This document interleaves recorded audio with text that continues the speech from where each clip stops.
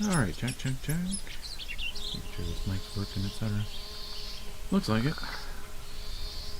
Bring this down a bit. And there we go. Oh, that's the wrong thing, but yeah. Welcome in, everybody. Let's see.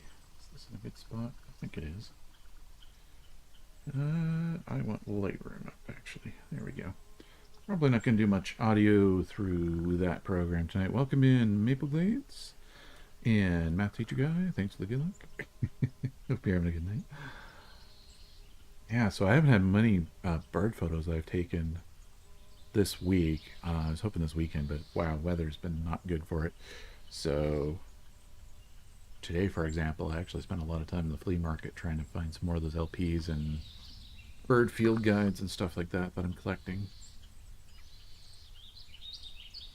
So I'll show off some of those, and but I've also acquired a collection separately of bird guides from a gentleman who passed away a few years ago. His wife sent me the boxes of his stuff for basically a donation to an organization I'm on the board of and director of, and love to go through some of that stuff on stream. Some of it I might take and then donate to the club, whatever I would have donated if it was on the table at a meeting. The rest of it I'll be doing what we usually do, which is place the guides on a table at the meeting and ask people to donate if they take something, kind of thing. So yeah, it'll be kind of fun to go through and see some old field guides. Let's see. So 2 weeks ago we were looking at a bunch of Alberta stuff, but we didn't finish it up. And I don't think there's enough to like fill a bunch of time, so I think do some of that and some other stuff for maybe that spring or summer. And let me see if I can figure out where we were last time, because it wasn't that we ended with. And I do have two sets of photos. There's the iPhone photos and the Canon photos. I do remember we did this part, which is the hike up to the Ray Glacier. This is the iPhone side of that. I don't know if we did the iPhone side of it. I think we did, actually. Yeah, because I remember there was some butterflies and stuff. So this was me trying to chase a type of blue butterfly. And blue is not just describing a color. Hey, Mr. Meatloaf. For those who don't know, Mr. Meatloaf, it's a Welsh channel thing. It means I always like doing this whenever that comes up. Just go over to the other channel and hit the thing for that particular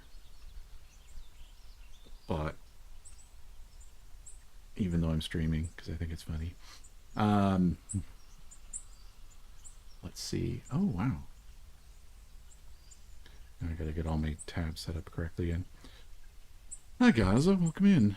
So yeah, I've used different kinds over the years. I'm mostly a bridge camera / super zoom camera person. When it comes to that, I don't have mirrorless or DSLR. I've toyed with the idea of getting them over the years, but I really like the idea of having something that can go in my side pack, and I don't feel obliged to use it at all times just because I'm lugging it around. Allows for more opportunistic photos, I guess. I'm also more of a field recordist these days, but in terms of audio, but I'm getting back into it, and that's why I'm starting to live stream some of this, like going through the photos thing, because it gives me something to kind of do with that stuff. Because for years I wasn't doing much with it, but the two cameras I've been using the most, the one I've been using the most the last few years is the Canon SX70 PowerShot. You'll find a lot of birders using that these days because it's kind of the balance between cost and capabilities. I did used to have the SX60 years ago. I think it's 60 versus 7. If it's not the 70, it's the 60. I can actually get it here so I can remind myself, because some of these numbers,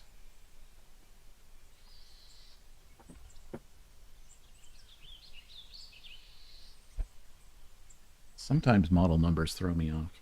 Let's see. Oh yeah, SX70. So this thing, can't even see my setup here. There we go.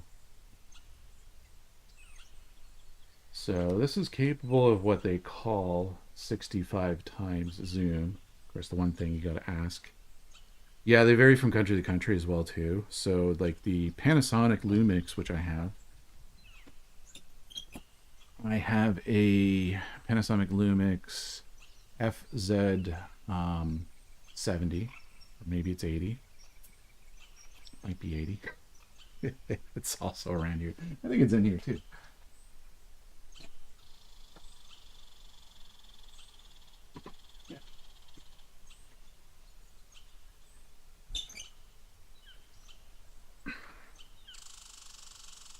What does it say on it? FZ80. Okay, so I used to own the 70 a long time ago. I gave it away. The difference between the 70-80 isn't a huge amount other than the fact that the screen on the back... Welcome in, Wheat Stalker. You were early burb, although I didn't hear anything. Are my burb sounds not working? Let's see. I didn't test them earlier. That's why. Because I didn't test them. Let's refresh it. Let's start again. Junko.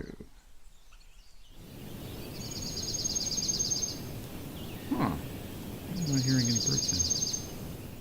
I'm seeing that it's going off though. So maybe I'm just not hearing it myself. Let me just try one. Okay, they are working. Alright, maybe it's just I can't hear them as well. So I have some things turned down.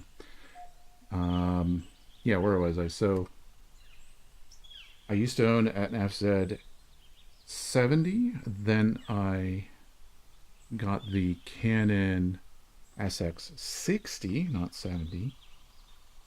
And then I got the FZ80, which is here, and the difference from the 80 and 70 on the Lumix line is this screen on the back has a much better resolution on it. Because one of the problems I had with the FZ70 was that you couldn't tell if you were focused on a bird very well because the resolution was so poor on the screen on the back that you could be just slightly off and you wouldn't know it. It played? Okay, cool. I just didn't hear it, that's all. So, and then I love the FZ80. It's great. It was perfect, except when I got into live streaming, it doesn't have an HDMI output that can do live viewing. It's weird. It has an HDMI out, but all it's for, and I don't know why this exists, is for streaming out bird photos, like as in doing a slideshow off your camera. That's all. Whereas this, the Canon PowerShot SX70, does have a mini HDMI, which is a terrible format, or micro, one or the other. I think it's micro. Both of them are terrible though. They're known to wear out and break often, and mine did break at least once already. I had to send it in for warranty repairs because of that. Thankfully, it was still under warranty at the time. Yeah, I've used a wide gamut of them. I haven't dipped into the Nikons yet. There are the Coolpix 950, 1000, 1100 just came out. Those are extreme zoom, but they're also more extreme prices too. I've been very tempted because that 1100 just came out. But I figured I might give this Canon some more time because one of the problems I can foresee myself having with the Coolpix 1100 is that it is, I want to say, nearly twice the size of this thing, which means I would have a problem with my side pack. Then I would need a new side pack. It could fit such a thing because they're kind of getting a little too giant. So I might just see what I can continue to do with this one and see if Canon comes out with something newer. That would be nice. So yeah, that's the rundown of the point and shoots that I have.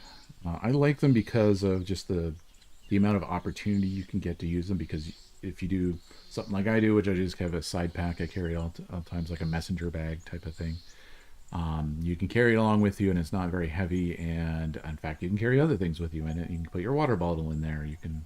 I carry field recorders in it, and tripod, like mini tripods, things like that. Um, or if you're into wild seed collecting, you can carry little packets in it. It's great for that kind of stuff.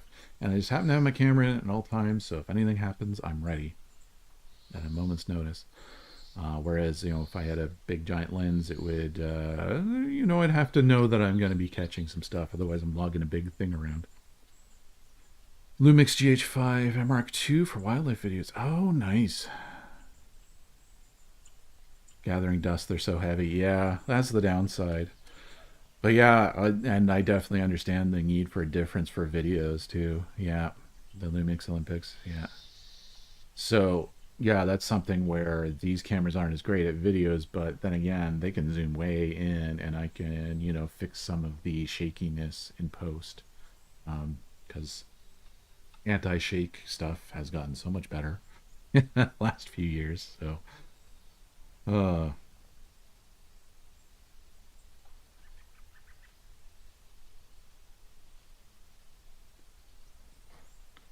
okay. So I want to see where we were at last time. I feel like I ended somewhere around this stuff, but we'll see.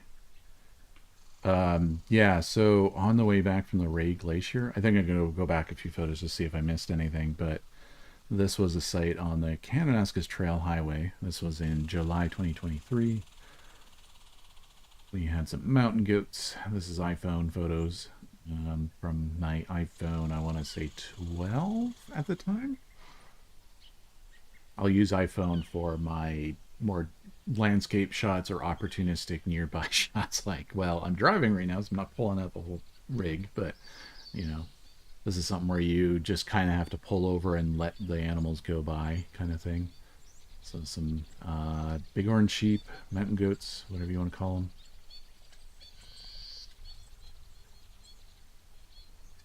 And did we miss?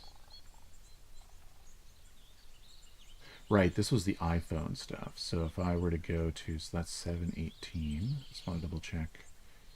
718 here.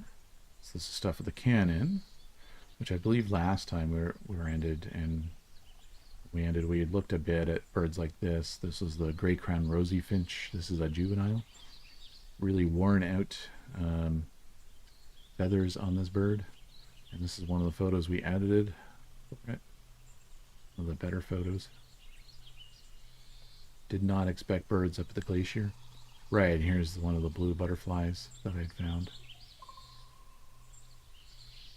And yeah, no, I remember this, and we ended with trying to get a photo there, I guess, and there was this bee. All right, let's go to the next day, the 19th. This is the last day of that trip. Let's see. Start with the Canon, because there's going to be birds in the Canon. Wow, what are you? You're wet. This bird looks drenched. Must have been. Must have been bathing in a puddle or some form of water. And I'm trying to figure out what this is. This may be just. I don't want to say just a, but it's a song sparrow, I think. But it could be a Lincoln sparrow, so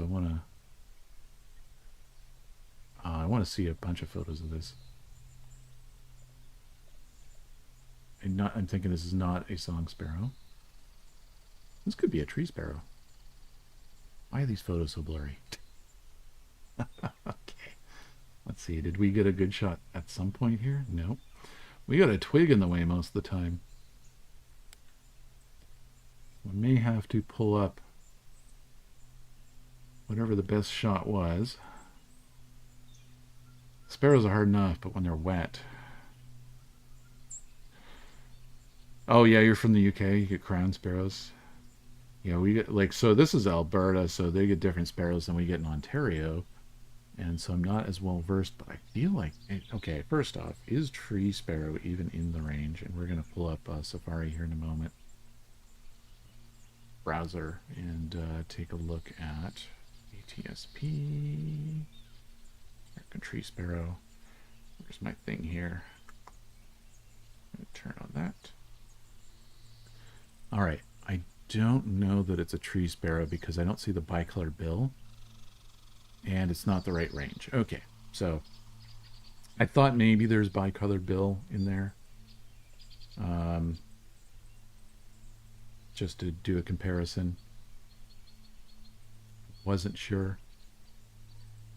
There was a photo there where it looked like, oh, maybe there's two colors to the bill, but I think we might have been seeing as part of this looking like it's got a different color. House sparrow and tree sparrow. Well, that's right. So I'm never entirely sure what all the birds in the UK are. I know what some of them are. I know house sparrow. How's your bye? Welcome in. So that leaves us down to probably Lincoln sparrow, I want to say, because that was a pretty common one around this spot. So in Alberta, there's quite a few sparrows to choose from. And it's looking, so if it's similar to American tree sparrow, I'm trying to think of the other possibilities, because there are ones that are similar to them. Clay colored, but it's not going to be that. It doesn't give me that. Let's look up Lincoln sparrow. Lincoln sparrow.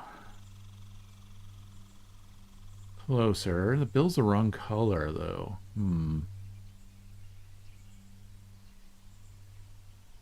So the range is, I know the range is right because I've recorded audio. Yeah, well, yeah, I did. I've added sounds to most emotes and sometimes little pop-ups. I'm a little behind in getting the pop-ups in, but most of the audio are recordings I did. And if I don't have a recording of it, I do go source it somewhere.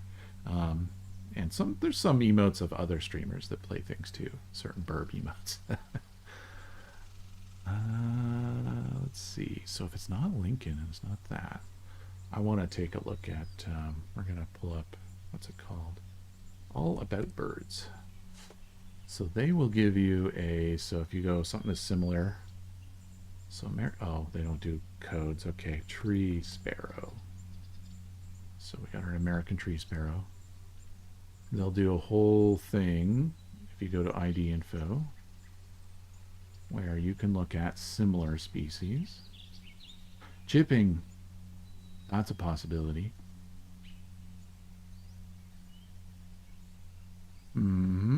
That's possible. Let's see.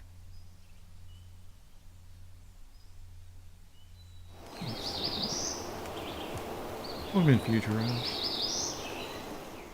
Yeah, being wet gives this thing a challenge because the lines are not as well defined on everything on it. What I'm noticing is this little black mark on the back of the eye, and I'm not sure if it's just dark because it's wet. There's also a bit of darkness in the wing. Again, not sure if dark, if wet. What we can tell, though, is we got this, eye line, or eye stripe, brow stripe kind of here. That's lighter colored. This almost gives me clay colored vibes, but I don't know. I thought it wasn't before. Let's go back to Safari here. You know what? Chipping sparrow's not. Yeah, it's dark. It's got. You know what? I'd be willing to go chipping sparrow if it's within range. So let's take a look. Am I horribly off because the range is wrong? No, I'm not. What happened in this part of the U.S.? What's this story? I'd love to know. This whole gap. Yeah, chipping sparrow. That's all across North America, so that's a good idea thing there. Merlin Bird ID. You can, so if you can get the photos onto your phone, there's a section of it that lets you choose a photo and it'll try to figure out what bird it is. I think you just have to guide it where the head and the tail are or something like that.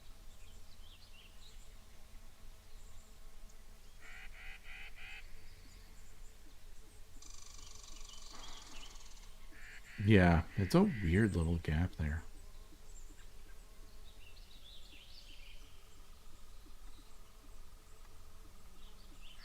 Let's see. All right, so I think this is chipping sparrow. Sorry, I'm just trying to manage all the windows here because you don't automatically see what I see, so I got to make sure that that's in alignment. All right, so my unprofessional opinion is this is looking like a chipping sparrow. It's not dainty, but like I expect them to be, but it's also wet, and wet birds don't look dainty generally. So, all right, what do we got next? Ooh, a frog. Some kind of frog. I remember this, I think. Yeah, this is Sybil Creek. I think this is a wood frog, actually. Because they change color like this, depending on their environment. So this one has changed its color to match in the sticks and the black of the ground. Oh yeah, thanks, Gervais. Yeah, oh, that's pretty neat. What college program is it? Are you doing like ecology or conservation? Or conservation ecology? People do that too. I think this is wood frog. Not a big, like, you know, I know some when it's the right time of year, I'm well versed in it. This time of year, I'm not as much. Oh, I do know this one though, because it's got a fun name. Or wait, probably not in Alberta though, so I don't know the name of this. But this is something that looks similar to a Virginia tenuta. I want to see, is the Virginia tenuta even in Alberta somehow? Virginia. Yeah, if I can spell it right, which I'm not going to be able to do. I did not spell it well. Tenuta. Let's just try to do that. Oh, it's CT. Okay. Yeah, that's not it. Not at all. So Virginia tenutas don't have a white thing on the back, so. Wildlife tech, yeah. Yeah. I do, yeah, Future referring that. I do retro games on the channel too. I haven't done it in a while, but I will be back soon. I've been just catching up on so many things since I had an injury a couple months ago, and recovery time.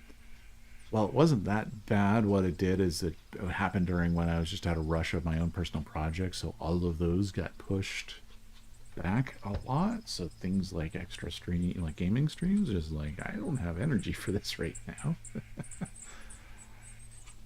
So that'll be coming back soon. So this is some kind of moth, though. It's not a butterfly. I believe the difference is 2 wings versus 4 for one, but this is some kind of moth.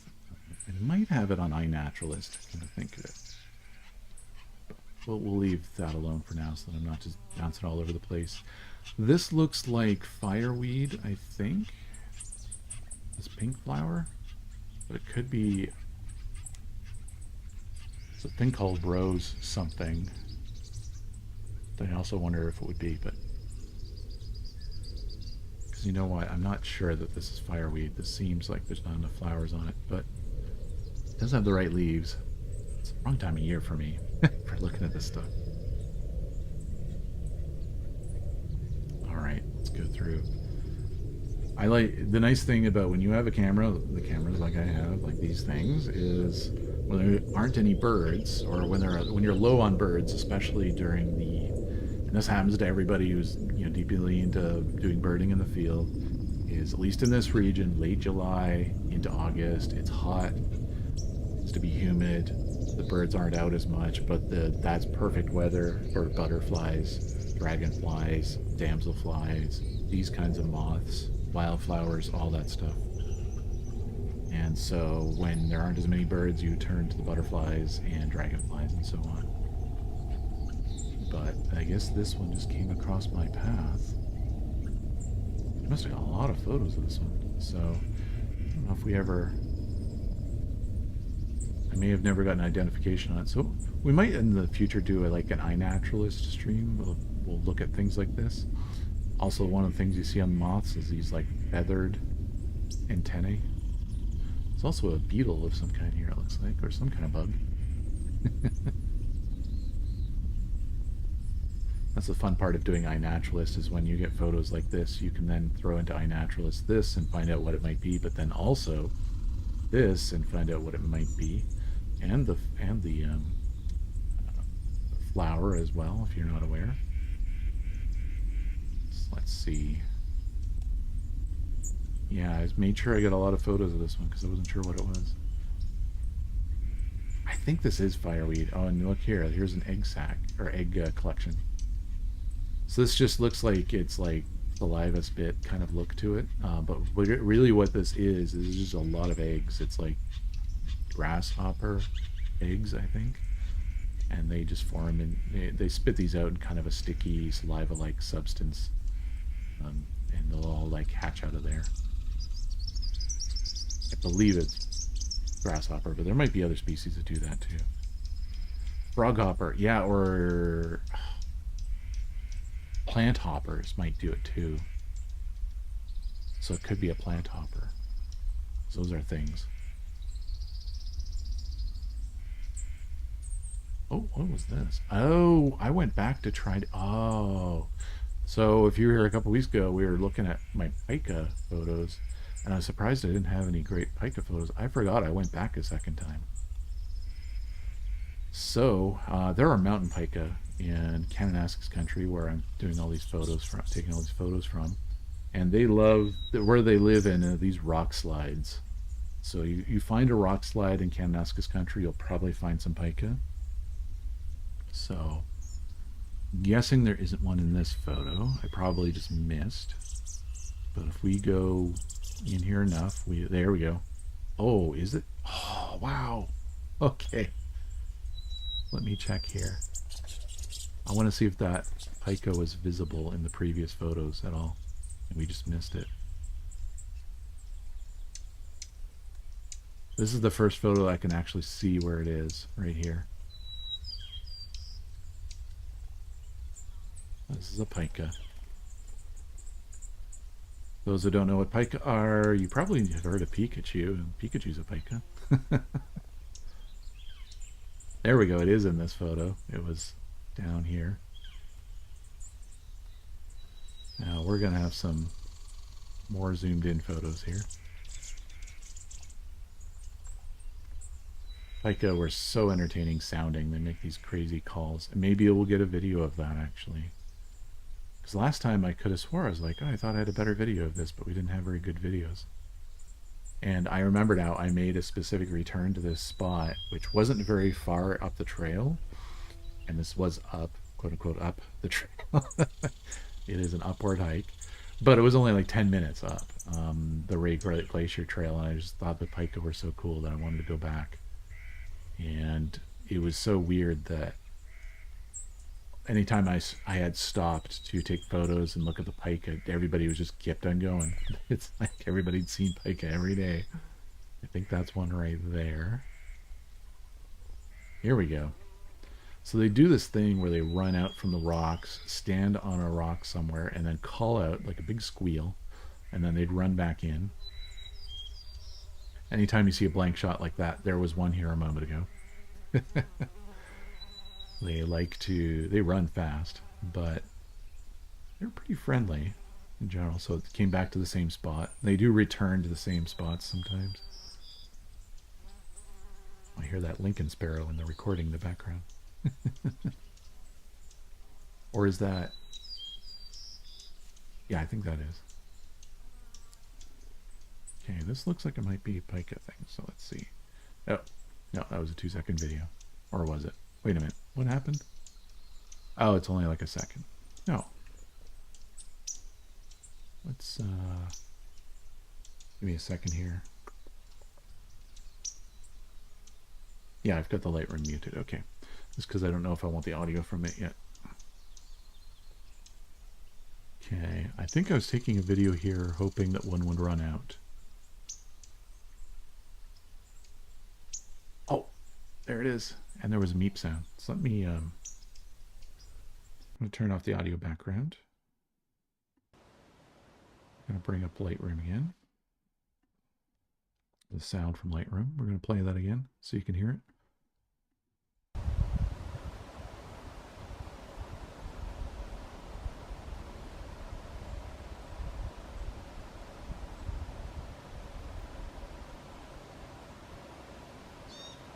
So if you hear that meep, I'll play that again.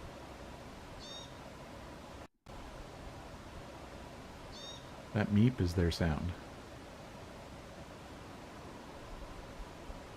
Yeah, so I think that wasn't food. I think that was bedding, because I read that what they do is during this time of year when they're Um, Sometimes they'll have food, but often what they're doing is getting bedding in order to hibernate for the winter, like so that they have enough insulation to last out a very, very cold and long winter.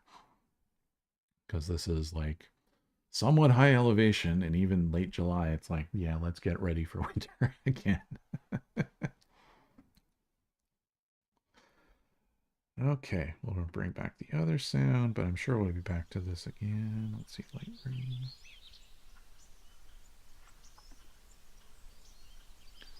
Okay. Lightroom's doing its thing and being slow. All right, there we go. Let's see if we got any better photos. Just giving us the back. This one looks like it was kind of loafing there. Oh, we got another video. Okay, so I gotta bring that back on, turn off my audio background again.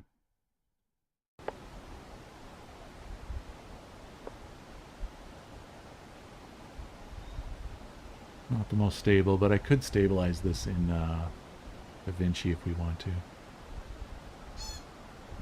Oh, you heard that meep? I love this lazy laydown.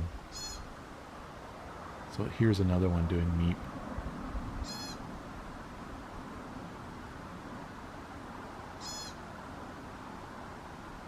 I feel like this thing's absorbing heat off of the rock.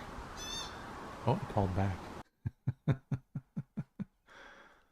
So I should stabilize that one sometime.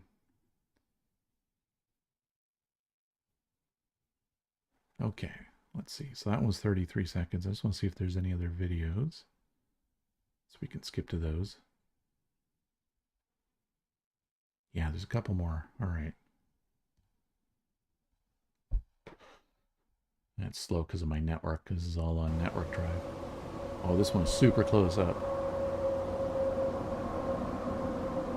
You can hear the highway in the background.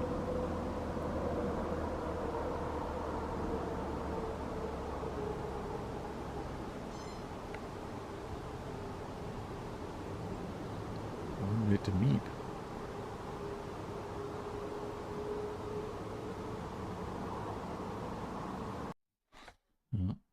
Not sure why I stopped taking that video. It may just be my hands were worn out trying to hold it steady. After several days of hiking, like holding a camera steady at full zoom, which is really difficult. You wouldn't think it, but it is. Oh, there's a call. And run away. Okay, so those are the videos. So let's see if there's some better photos of the pika.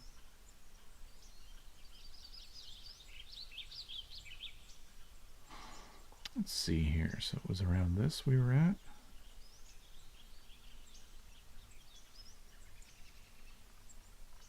Kind of loafing there. That's the video we looked at. Hey, squirrel of some kind. This is one of the ground squirrels. What we would call a chipmunk kind of around here, but I think out there, oh, there might be different kinds of chipmunks too, I guess. That's possible. That might also just be called a ground squirrel. Oh, there's a pika hiding in here. I did get some audio recordings of that meep sound with a high quality recorder too. What I don't know is if I end up also just getting a bunch of highway sounds too, because it was, you know, it was only a 10-minute hike up the mountain and sounds carry upwards very easily. So unfortunately, because I hadn't gone through the next pass or anything, it's very easy to hear the highway. Oh, here's a good close-up.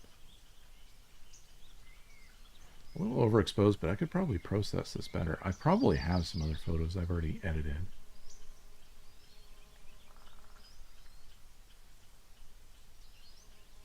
It goes very, very round ears.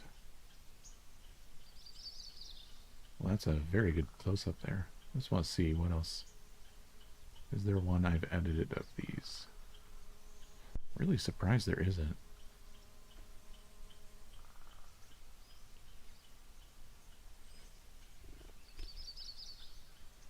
This is a good photo too.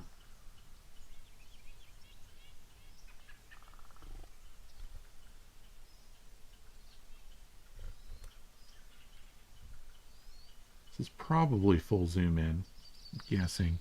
I don't know if this will tell me. The focal length they give you. Oh, Zervi, it's a pika, mountain pika specifically. AKA Pikachu.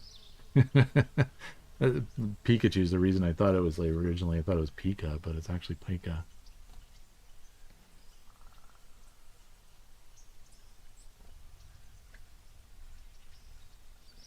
And they like to run out from the rocks, do a little meep or scream, and then run back in. They're very, yeah, they're diurnal. As far like most rodents aren't very diurnal, but these ones are. And they, yeah, I got some video of them running around with their cheeks full of like plant material to make a nest.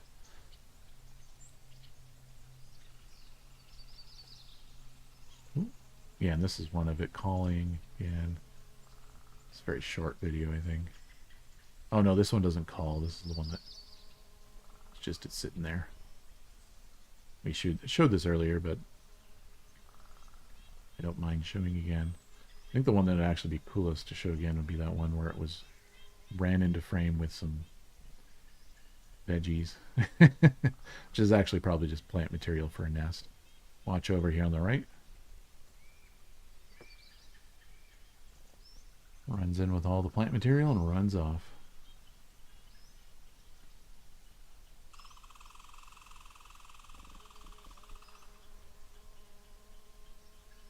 I like this angle. This is kind of neat.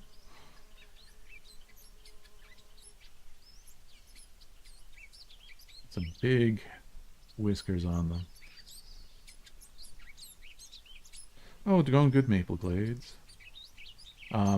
These are ones from our previous years because I didn't get many photos this week. I also got to look at some of the LPs and bird guides I acquired this week too. Okay, and later in the day, I remember I counted this guy.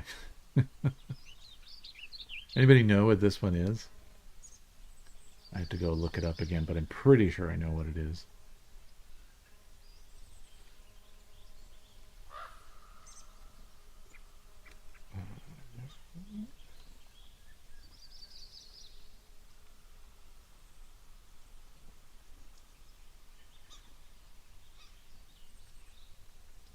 Ah, yeah, that's what it is. Okay.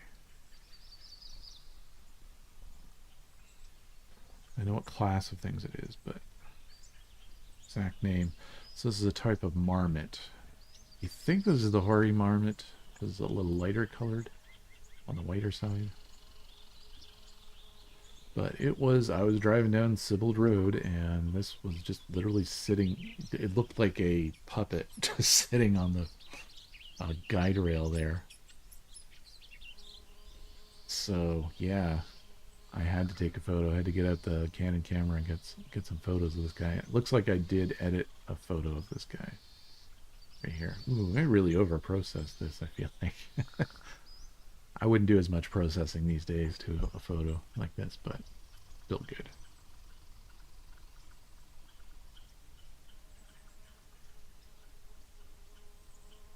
Why is it a JPEG? Huh. I was wondering why the photo quality was seeming a bit off. It looks like during this day of the trip I accidentally had RAW mode off and it was all JPEGs. Huh.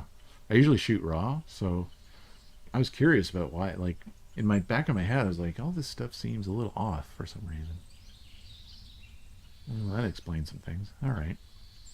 I think that's the end of the Canon photos for the whole trip. But let's go back to the iPhone ones. Okay, I want to see, did we... Yeah, these are new. I think these are the ones we just did on the iPhone. Yeah, so it won't be much bird-wise on this one, but there'll be some good wildflowers, which I couldn't tell you the name of. Hey, boatloader looking in.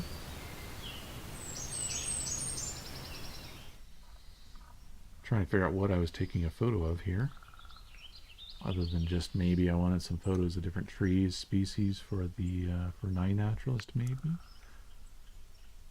Oh, and this is a kind of not goat's beard. Tip of my tongue. Can't remember the name of it. But I do know that kind of wildflower. I think this is might be a soapwort, but I'm not sure.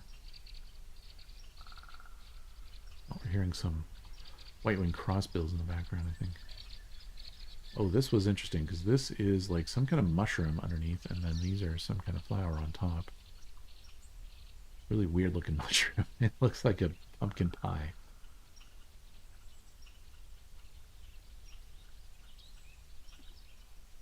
Let's see.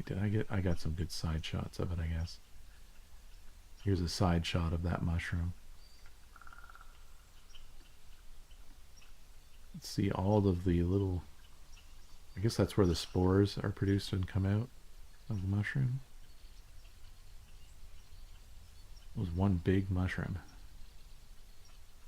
And then these little tiny flowers in the front of it.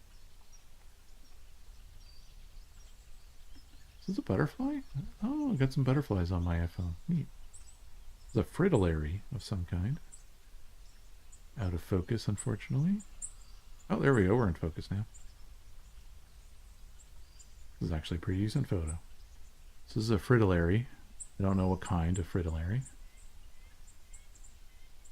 There are probably several kinds in Alberta.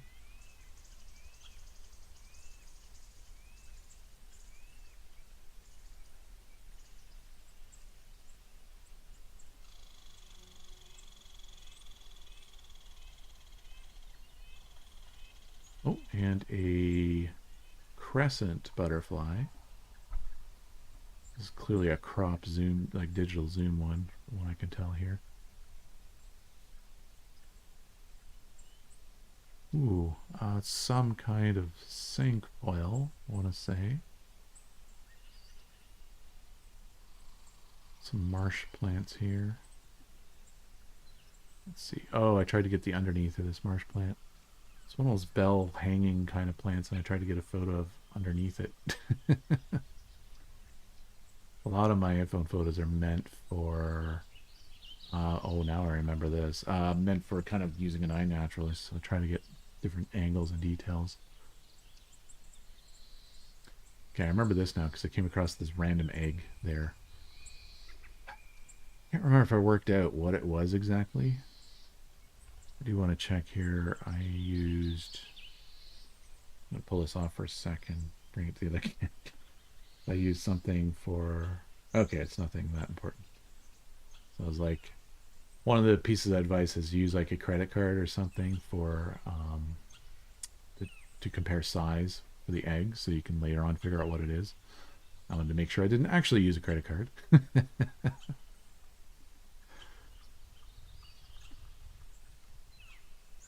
Yeah.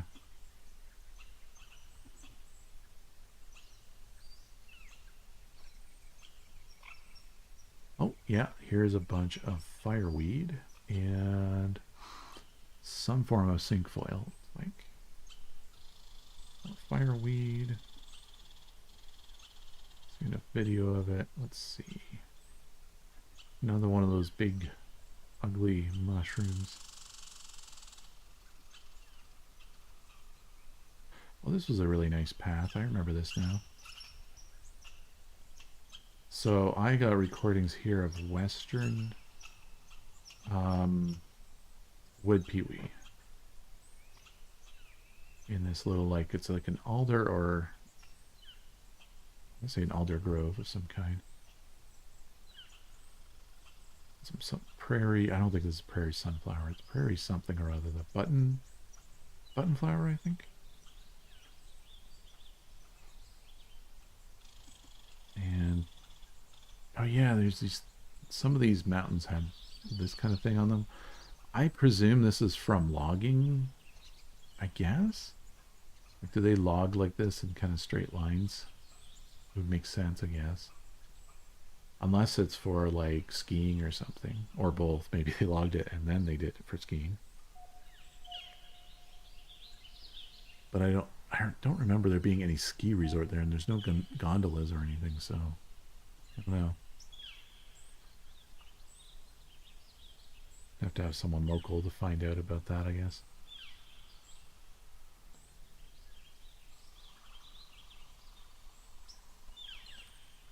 Oh, I remember this creek.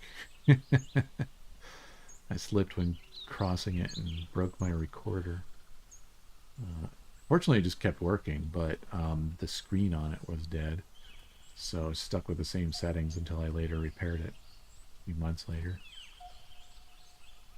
But it could still record, playback, etc. And this was where I did my last recordings and stuff, I remember, before I headed out. Yeah, another mountain landscape on the side of the road here. Alright, let's see if I can pull up. I think the rest are just the airplane. Thanks. Yeah. Pull up some other stuff from that summer. We'll get some bird photos from around then. So, if I was to go back to, let's say, let's start June 1st. No, wait, this is 2020. 2023. That's a different year.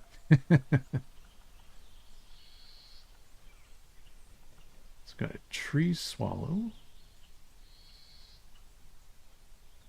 Not even sure what this is. So this will be back in Ontario. Look at the big claws on that one. I do not know the location I took this, but it wouldn't have been too far away. In southern Ontario. And I don't know why I was taking that picture. 5/13. Oh, this is May, not June. Okay, I was like, why are there not very many leaves in this? So this was in May. Wow, I did not take very many photos that year.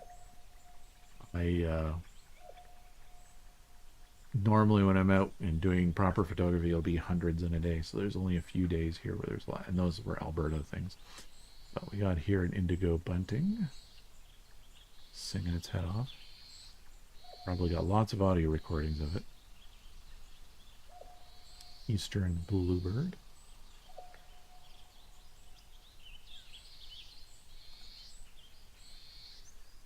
Backlit, unfortunately.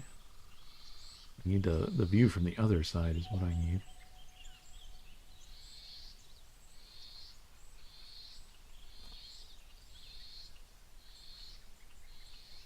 It's a tail from something. I guess that's a snake. Oh, catbird. I think I remember where I took this too. This is Coots Paradise in Hamilton. One of these guys? Oh, the indigo bunting. Yeah, so right now, depending on where you're at, so the problem is you may have seen something else, and the reason I'm saying that is indigo buntings don't usually get their blue until they arrive here. They're usually transitioning about by the time they get here, but I don't know about more southern populations if they turn blue sooner. They might. Because males go kind of grayish, brownish gray in the winter. I've seen them arrive being patchy sometimes in May. Southern Indiana. Yeah, I'm not sure. It's possible down there some of them may turn blue sooner. It's not like the cardinal where there's red year round. They're brown most of the year and then blue once they're breeding. So it's possible. Oh, you're from Ontario. Because I remember once someone had said, "Oh, I think I had an indigo bunting at my feeder like in January or something," and it was in Ontario. I was like, "Well, was it gray?" Because it was blue. It wasn't that. And it turned out, I think, to be something like a blue grosbeak or something like that instead. Something even more rare. That was quite a while back, though. Oh, I remember this. I think this is when we did a live stream at this location along Lake Erie. Welcome in, Bloodscar. So we have a Cooper's hawk here. I believe this is where I did a live stream from this location. We got some video of this bird a while back. I'm not sure. It may be, or may not be. I'm not sure. Ah, here's a rose-breast grosbeak taking a leap. Just on the land. Alright, so that day I didn't take a lot. Yeah, Cooper's hawks are really cool. We have them and sharpshin in the area. I do have a clip somewhere of... Yeah, I should pull that up. See if I can find that clip. How do I do that on here? First, I want to make sure I have... Okay, cool. Thanks for letting me follow. I think I gotta go to content, video, clips. Yeah, my channel. Oh, they don't... Yeah, alright. That's annoying. What year is that? That is 2023, 5/19. So it is... Okay, that's not the day. That's a few days later. Okay, interesting. Cooper's hawk lands on nest. Let's see if I can pull this up. Copy link. Let's see if I can bring this up and show you guys that clip. Okay, pause. And then the Safari window so you guys can see it. This was the clip. Coming. Here we go. Whoa, okay, coming in. Incoming. Here we go.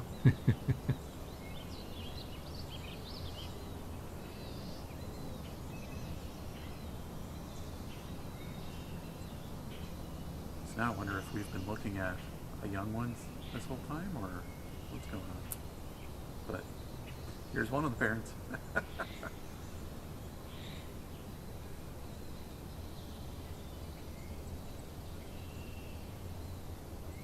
Big red eye.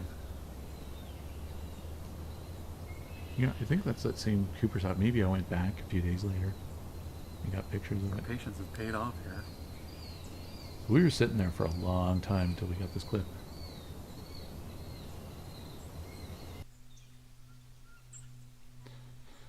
Let's see. Back to here. So I can see chat again.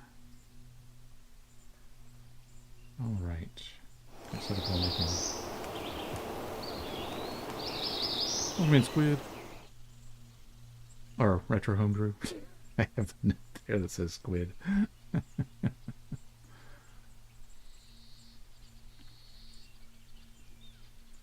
see. Alright, back to our thing.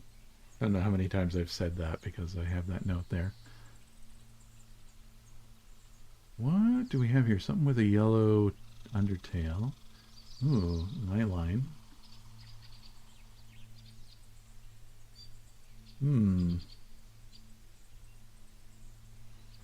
Give me mystery warbler. This is why I didn't want to do May, just June. Mystery warbler. I gotta get ready for the warblers soon. Oh, okay. I'm starting to brown. Huh. Yeah, doing all right. I know this warbler, and it's just the tip of my tongue, but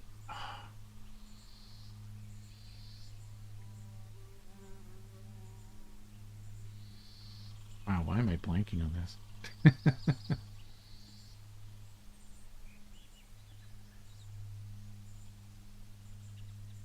Let's take a look through our...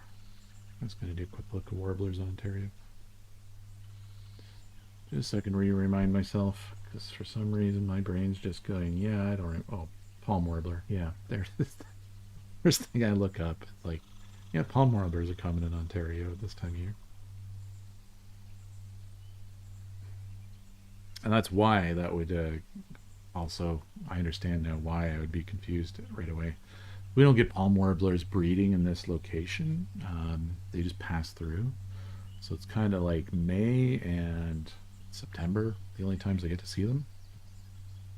I'm just kind of passing through at the time. And there's... This one's hiding here. This looks like it's one of the typical... Oddly enough, we get the western versions of the birds here. They're yellower in the east. The eastern versions are actually kind of east coast. It's an unusual thing. Most warblers, the western warblers on the west side of the Rockies. In this case, they're just kind of west of like the Great Lakes, I guess. The western variety of that that species. Yeah, this is yellow rump warbler, myrtle warbler. Looking around. Oh, another palm warbler. Another palm warbler. Oh, we're almost at the end of this day. And I'm sure there was a lovely warbler right there before that photo got taken. Let's see, it looks like we got some swans. I was trying to get their tag number, I bet. I wish they had their database online so we could look up the name of this one. P07. Oh, look at that red-winged blackbird. Little UFO going by there.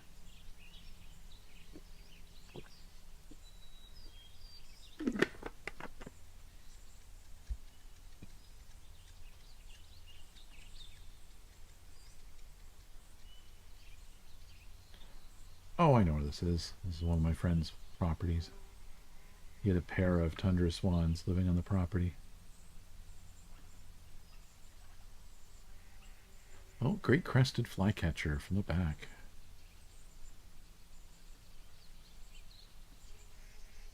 It's a pretty decent photo, actually. Maybe we'll work on one of these photos. Oh, I love that. Mouth open.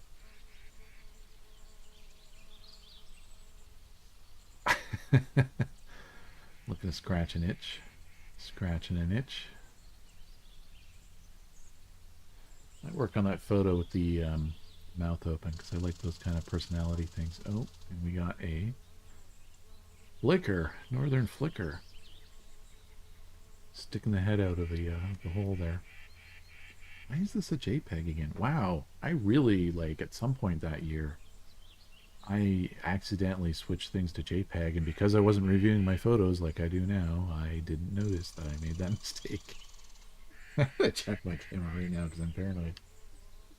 Do I have raw format turned on right now? Let's see here. I have to go to the menu. Now that I see this, I'm just paranoid. Where is the setting for that on this? Oh, wait, it's over there. So I am using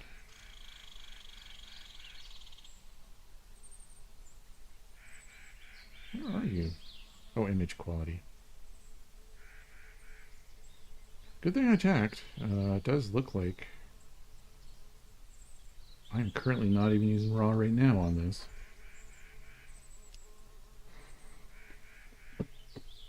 Yeah, because there's part of me remembered, I think the last stream, I noticed that some of the last photos we were doing might have been a JPEG. And I was a little confused by that. Just want to take a look here. 2025. So this is last week's stuff. Yeah, this is a CR3 file. So at some point, yeah, and then it changed to JPEG at some point while I was going through photos. I remember thinking when I was looking at them last week, I was like, why did things change? So some setting I used changed it. I feel like it's one of the video settings, if you set it to that, it like changes everything over to JPEG. Which for those who don't know, so here's like a raw photo. You'll notice it's a bit grainy, but you're not going to notice any weird artifacting. Nothing computery looking, I'll say. You know, it's like just the raw photons kind of thing. Whereas if you get into a photo that is JPEG, like this one here, when you zoom in, you'll notice everything's all weird and smoothed out and pixely. And you get these like bands in it, which we call artifacts, which is from the compression algorithm. It's faster to take JPEG photos. They take up less storage. But when you crop in and get details, you get these edges like this where, these problems. So if I go into when it still was running raw here and I zoom in to that same kind of thing, you don't have that same effect. It's a lot smoother looking. Still gonna have some effects. I mean, there's a limit to the megapixels of the camera, but it's not as compounded. It's a good thing I double checked. Anyways, back to 2023. Right, it was over here on the drive. 519. Okay, we did those. Okay, we were going to look at one of these.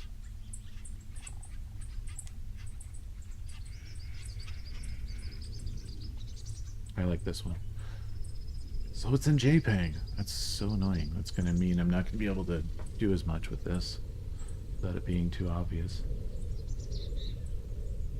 Because normally if this was raw, I should be able to change the lighting and have... We're going to do auto here and see what happens. Yeah, I like auto in this, okay. So what I should be able to do with this is mess with the exposure a lot better. Shadows, highlights, all that. We got an airplane in the recording.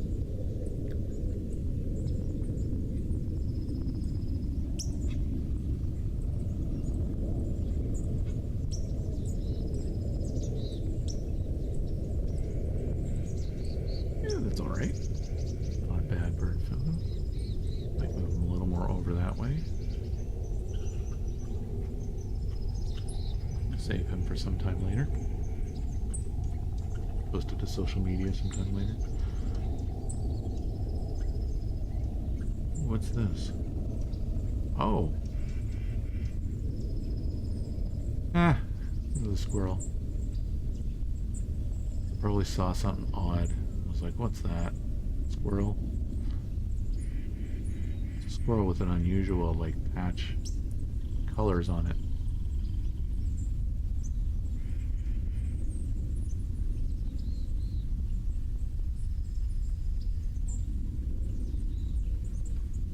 Oh, I remember taking this photo. I'm so annoyed that this is JPEG, but it's actually pretty good. So this is a male eastern towhee. I believe in this photo set we have a female one too.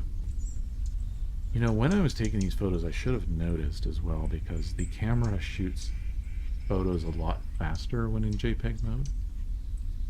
So it should be noticeable. Thankfully, these are actually pretty good. I love this look. I remember this bird. He was pretty friendly. Oh, scratching the head. Hop around. Oh, that's a really nice look. I love this just for the oddity of the photo, although it looks a little more than a little strange because of that. I think that's just a piece of feather. I would have thought that was a piece of like blood or something, but that's just a piece of... I think he's got reddishness on the skin, and then there's a feather and a piece of white there that makes it look like blood gleaming, but I don't think that's what it is. Also has a red eye, which is what eastern towhees have. Oh, that lovely song. The drink your tea song. I love that you can see through his throat in this. That is so unusual.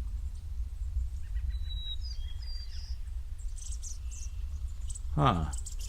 So I wish I had a raw photo of this, because you could kind of better zoom in, but it's still pretty neat. Let's work on a couple of these pictures. Maybe bring this in a touch. This guy's going to be a bit unusually framed. Not much I can do about that, but hey, for once once again I agree with the auto settings. Sometimes I like to play with things like, yeah, a little brighter, brighter brights, darker darks. This might be one where vignetting, but yeah, vignetting will help a bit. Feather it. Roundness, midpoint. Yeah, that's a pretty good bird. And this is the other one I wanted to work on.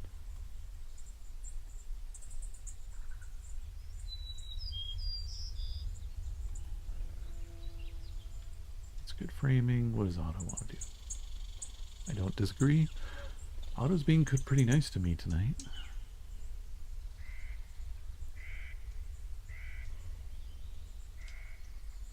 I'm actually going to brighten a little more.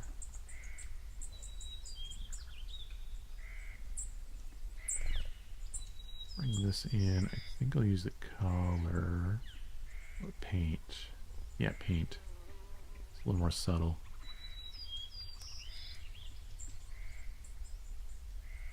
Yeah, there's another Eastern Towhee.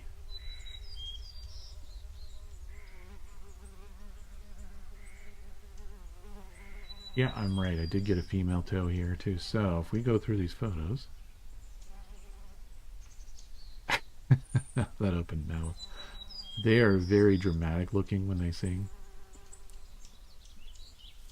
Their mouth just pops open and closed, like comically, when they're singing. Unfortunately, this guy was his head in the shade. This is funny to look at. This is a nice pic. A little bit of blur to it, but it shows a bit of personality. Another song. Oh, this one's too neat. I gotta crop it into, do something with this. Okay, Auto. I feel like Auto does better with JPEGs than it does with RAW. Maybe that's what's going on. Maybe it's more tuned to that kind of thing. I want to do this to kind of frame it. Rule of thirds here.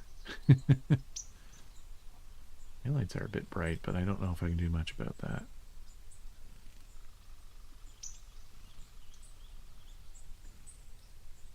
Yeah, we'll bring that down just a touch.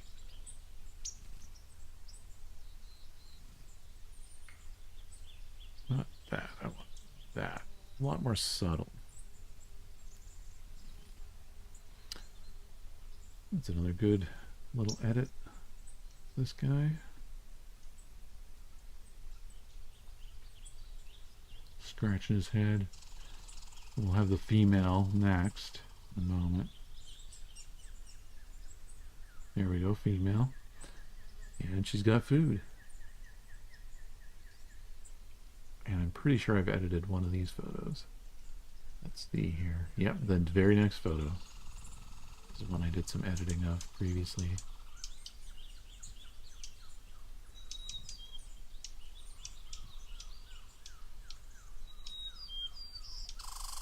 Oh geez. In fact, I changed this to JPEG today. It means the photos I did take yesterday would be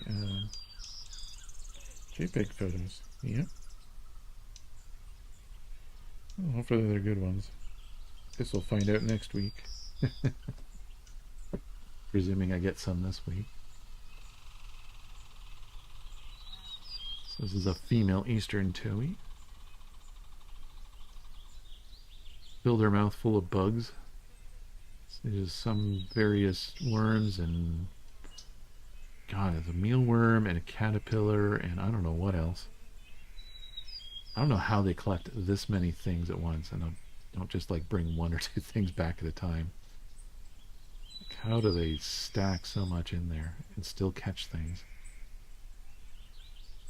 Eastern bluebird.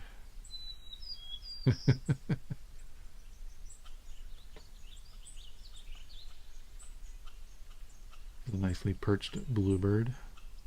Oh. His mouth just opened, just barely there.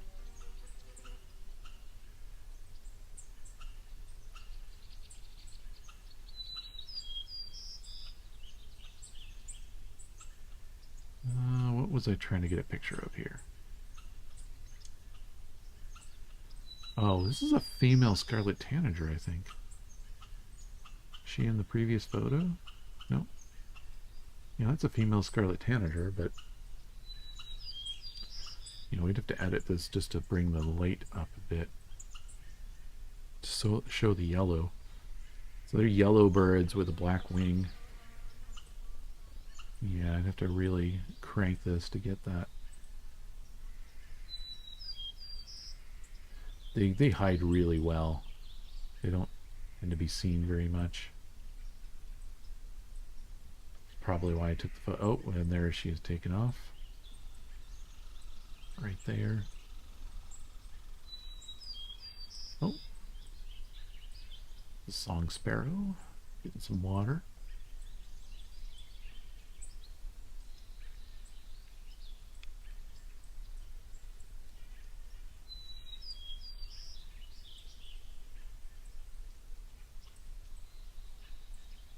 Alright, that's the end of that day. I think what I'm going to do is we're going to switch over to the other mode for tonight, which there's a couple things I wanted to share. It's the field guides and some of the LPs. What I might do is bring up one of the LPs. We'll have it in the background while we look at some field guides, because one of the LPs is just sounds. I don't know if there's a lot of bird sounds in it, but it is a field recording LP, so I'd like to give it a look. So give me a second here and I'll set things up. First I have to... So there's a couple things I'm going to do. One is this webcam is no longer needed because I'm going to be moving. So I'm going to be turning that off, and I'm going to move some things around here. Let's see. I might need some more lights here. Give me a second while I move my setup a bit.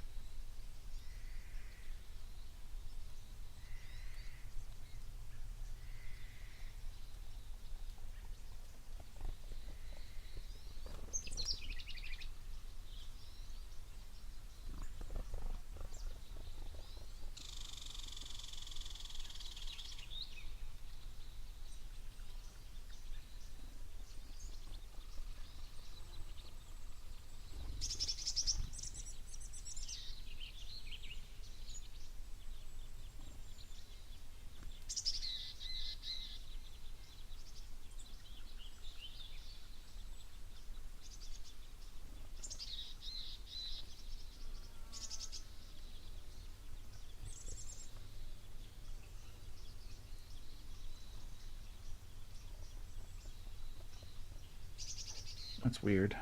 Document camera's kind of lagging.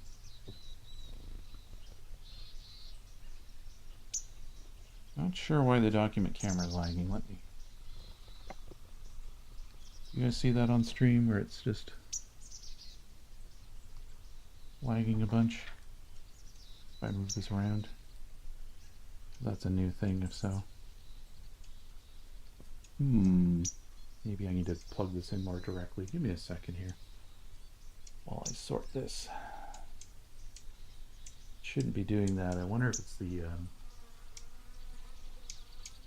I'm using a like USB adapter to split things out, and I wonder if it's kind of, maybe it's been overwhelmed a bit. Let's see. Aha, that's it. Okay. So that same adapter had my webcam on it.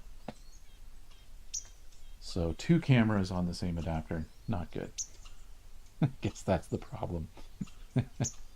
USB bus was overloaded. So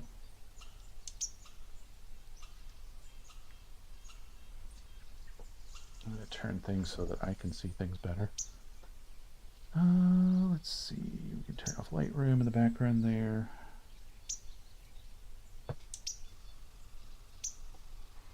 Alright, this is one I picked up at a flea market today. Oh right, we're going to do the LP, but we'll get that in a second. Just because this is apparently $3.20 today. Picked it up just because I thought, well, $3. It'd be interesting to see one of these really old. I grew up with a Golden Guide, but not one this old. One I grew up with had spectrograms in it. Trying to tell if this is... I thought at first this might be a kid's guide, but I don't think so. I think this is actually not kid-focused. I think this is a real field guide. And the reason I say that is they have things like this, which you see in really good field guides. If I can get it down there close. Focus. Which is a measuring scale, so they get inches. So if you come across an egg, you can use this to measure an egg, is the idea. So yeah, this guide is tiny. Downy woodpeckers. Downy and hairy woodpecker are both common and nearly identical except for size.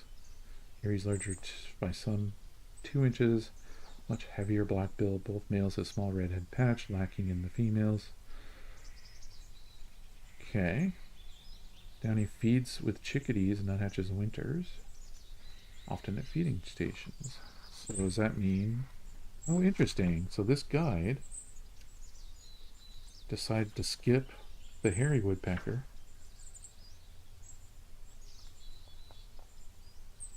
That's an interesting choice. I have never seen that happen in a field guide before, but they do say this is a guide to the most familiar American birds. Not all of them. So I kind of like this because it looks like they're making choices as to what, like, mergansers here, which I'm just gonna, there we go. Seems to be a bit of a shadow here. So instead of having hooded, common, red-breast mergansers, it's just mergansers. The common merganser above, conspicuously white, small crest, red-breast merganser, rufous breast, larger crest, prefers salt water, although they are in the Great Lakes though too. Hooded merganser, 18-inch. Oh my God, hooded mergansers look nothing like the other mergansers. Nobody's going to figure it out from that description. Okay, so that's fascinating they decided to do it that way.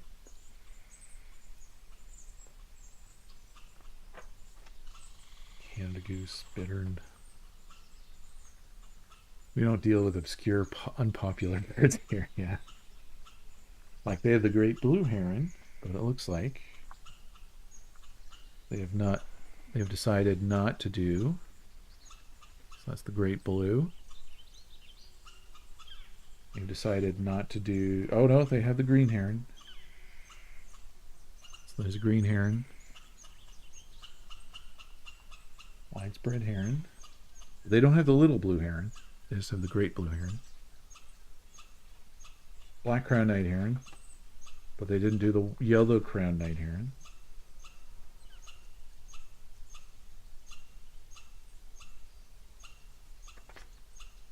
Huh. A neat little one. All right, I'm going to grab the first LP.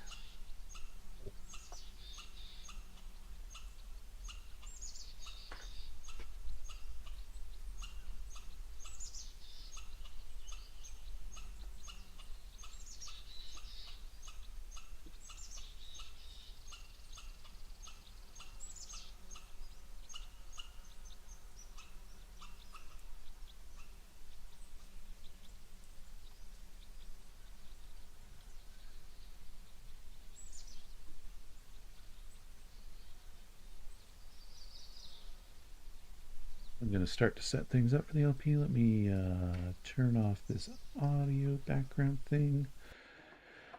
Record player. Are you working or no? No, it says default. Let's try USB audio codec. There we go.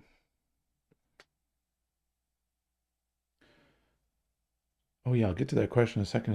I just got to clean this.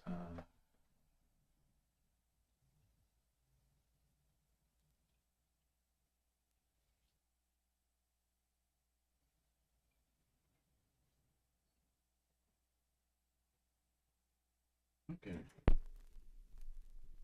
So I'm just cleaning the disc.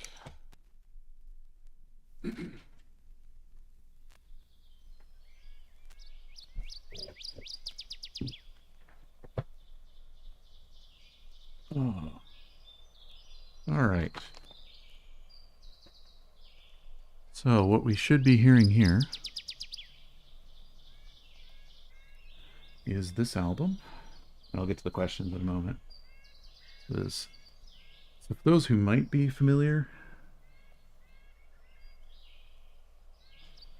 with the Solitude series of record albums, if you're familiar with the popular version of it, then you're not familiar with this version of it. So this version of Solitudes is still in its shrink wrap here. This is from the early 80s when Solitudes was a pure field recording album series, not a spa music and sound effects series.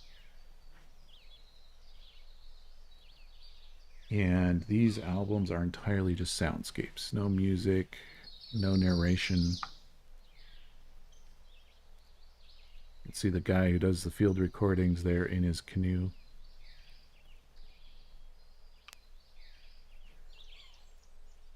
Let's see, zoom it in here better.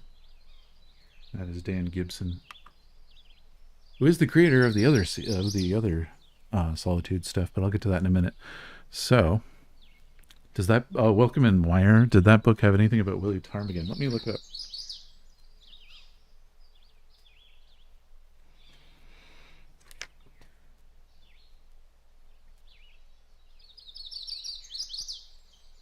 There appears to be no ptarmigan in this book. This book, no ptarmigan. So if you go to the index, we go to P. It goes from prairie chicken to purple finch. Maybe just to see, is there willow? Is it under willow? That would be interesting. Nope, not under willow either. Unfortunate. Not a real bird guide. I guess we're hearing a raven on this.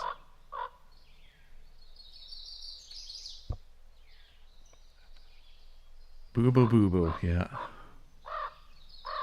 Let's see other questions here. Favorite bird guide to work with? I have a lot of different ones. I have so many different ones.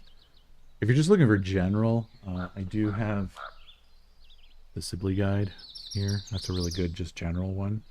But I've recently acquired some other ones that are really interesting. Let me think. Another good general one that just came out was the National Geographic one.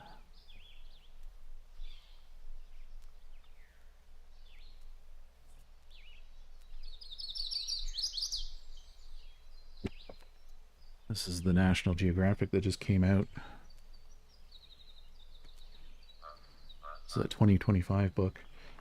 Part of what I find this interesting about this, not just being up to date, but the fact that they do, sometimes it's the little things. Not that I need to know banding codes right off the bat all the time, but it's cool that they have banding codes. Like, that's good for online communication. When people are texting, they want to know the banding codes because that makes things easy. So we've got our Pomeranian Jaeger, which I rarely ever see, but I do see from time to time. Or like Mississippi Kite. I've never seen one of those, but apparently the banding codes MIKI. Or if you're over in California Burb Stream, you know banding codes. So that's kind of a neat thing. The fact that they used eBird to source this map these days, that's pretty cool. Measurements, and of course what you expect from most bird guys, some good illustrations. So I like this one too, but it's a new acquisition for me, this one, so it's not necessarily my favorite. It's just the most shiny one I have right now. But we'll go through some other interesting bird guides in a minute. Actually, I'll grab one more that I find fascinating.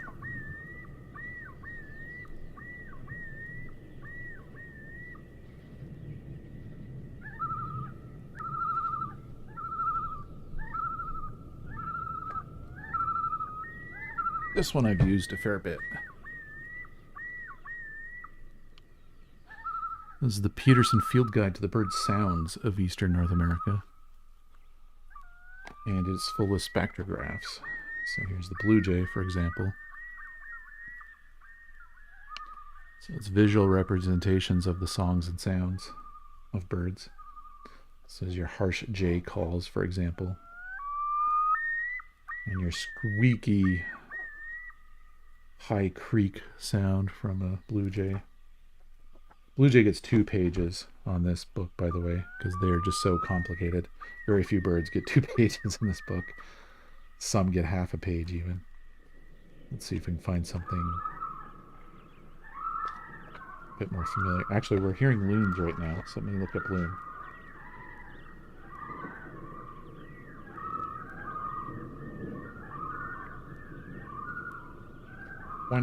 Page 180 is a common loon.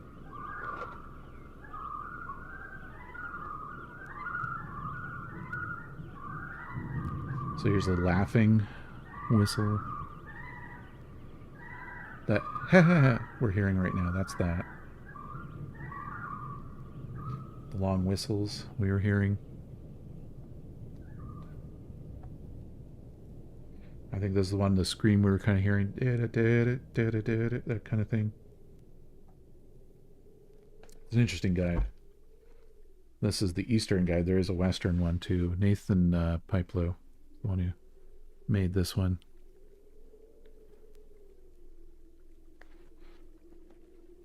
All right. So, one other thing that I acquired recently. Where is it? I had it here a minute ago. No, I have a guide disappeared. Oh, there it is. This one's a weird one that I picked up at a flea market today. Never heard of this guide. The Folk Names of Canadian Birds by W.L. McCaddy. And this is quite a strange one. Only cost me $4. Also, what's unusual here is this book was made by the government. This is the Department of Northern Affairs and Natural Resources for the National Museum of Canada. But it is published by the Minister of Northern Affairs, Ottawa. 1959, this edition. And this book is just full of alternative names for birds as of 1956, basically. Which, some of these names have changed since then. Like pigeon hawk isn't a thing in North America now. Neither is sparrowhawk. But osprey is, so let's look at that. Osprey's one that stayed the same.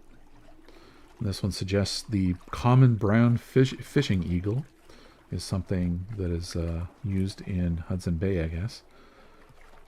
People in Newfoundland sometimes just call it an eagle, or a fish eagle, or a fish hawk, or a fishing hawk, or a greep, which is interesting. Also used for golden eagle. Osprey is the general term, of course. And then it has the French ones like aigle pêche, which I think is fishery. Oh yeah, it says fisher eagle. Orfraie, which I guess is a franchisation of osprey. Pêcheur, which would be a fisher. Ooh, a nice rain background in this recording.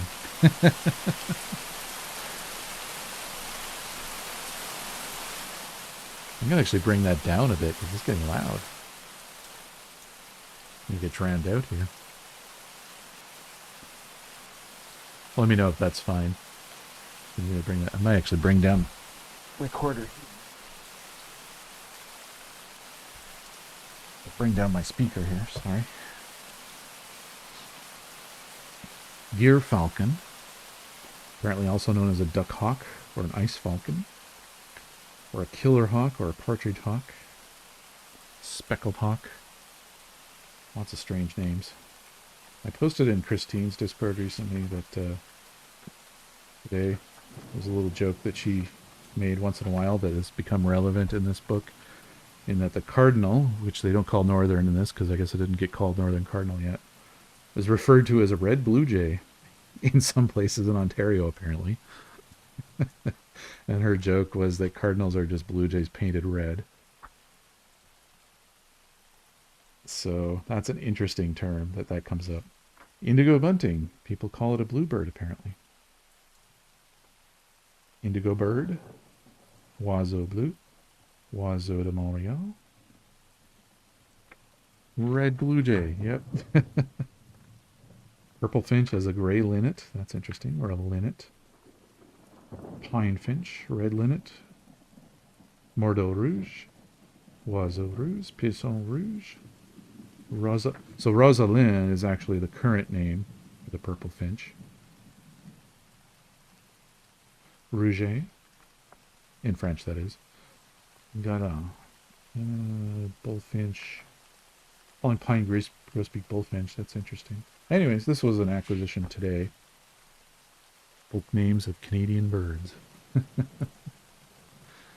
And for those who just came in, we are listening to this album in the background, Solitudes, Volume 6, which this track is called Storm on a Wilderness Lake. I don't know what the PROC means, but it is a composed soundscape from a lot of Dan's recordings. Alright, so I have a bunch of field guides that I picked up. Someone contacted me from our Naturalist Club, said, hey, my husband passed away a few years ago. He'd like to donate his collection to anybody who'd like to take it from within the club. And since I'm kind of the director of that part of the club that does birds, I've taken this stuff in to sort it and then take it into meetings for people to basically partake in these for donation. Like, usually when someone passes away and donates their stuff like this, it's pretty often happens actually in birding groups. You'll get this happen a couple times a year where someone who has a huge collection passes away, and we'll just have a table set up where people can take a book and leave a donation kind of thing. So a few weeks ago, I remember seeing Hungry Korea doing this kind of thing where she was going through retro games from a workmate who had passed away, and he had a whole bunch of retro games.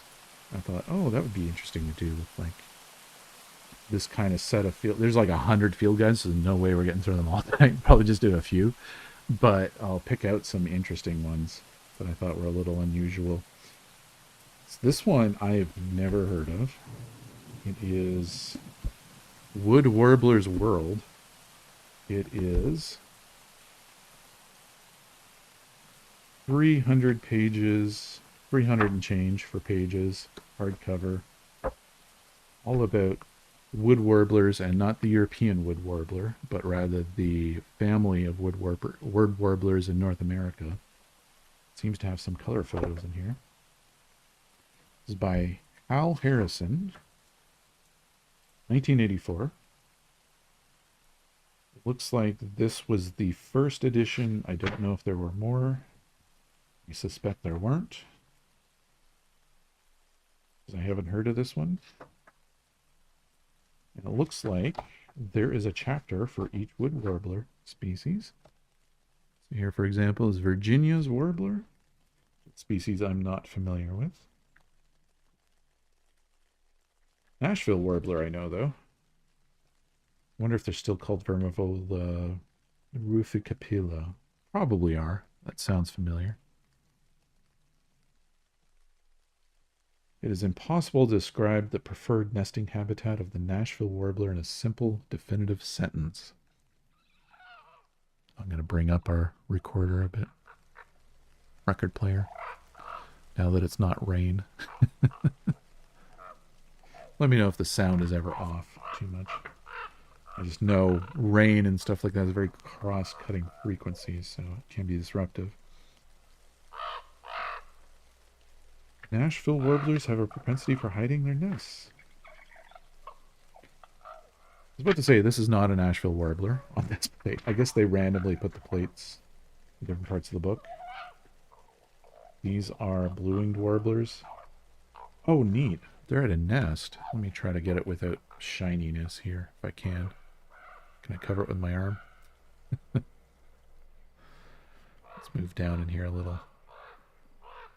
It's the problem sometimes with these shinier things.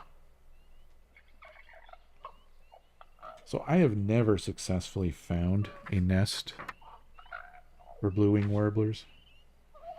This photo actually makes them look like they have blue wings, which is that's an accomplishment, especially a film camera. That is an accomplishment.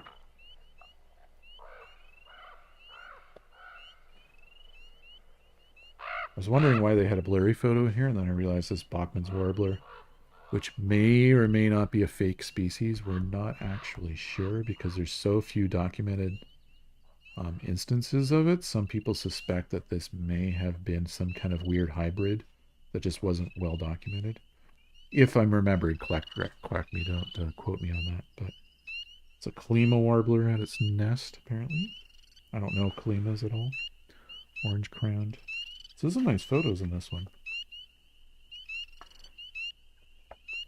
Curious about how many warblers do we get into. We got worm-eating, ovenbird. I'm gonna bring this camera back a bit, so you can see better. There's a lot of black and white photos in here. American red star. What I'm curious about is, do they have the one thing that we have determined is not a warbler anymore, but was considered to be a warbler? The yellow-breasted chat, I guess, is still considered a... No, chat isn't a warbler anymore. So it's chat in here. Is a chat in here. It is. Page 52. Wait, 52. That's not right. Chapter 50, 302. That is so funny. Yellow-breasted chat, it deceived us for so many decades. Icteria virens, it's now considered to be essentially a blackbird. Even here it says, since 1901, the status of the yellow-breasted chat has been in doubt.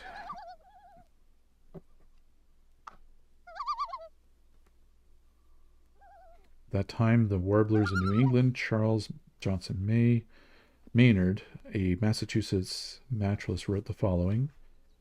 Just how this bird resembles a warbler, except in having 9 primaries, is difficult to state.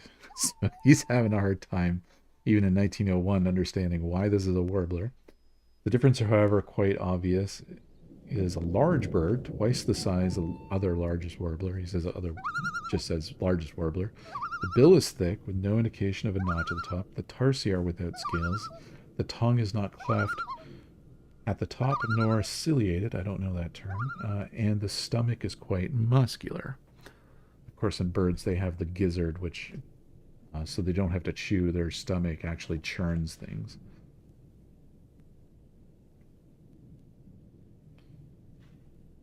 Unwarbler-like behavior. Dr. Kenneth Parks was kind enough to explain to me the present position of the AOU regarding the status of yellow-breasted chat. Oh my. So this chapter starts off with, look, I don't think this is a warbler, but I'm going to write about it. Although the chat has many unwarbler-like characteristics, nobody has ever been able to suggest a plausible relationship to any other group of birds. Charles Sibley work with DNA hybridization techniques indicate the chat is indeed a wood warbler. I'm wondering what that's all about. With no genetic affiliation with any non-warbler group. It may be a distinct offshoot with no close relatives from an ancestral warbler line, but it is nevertheless considered to be a parallel. Parallel is another term for warbler.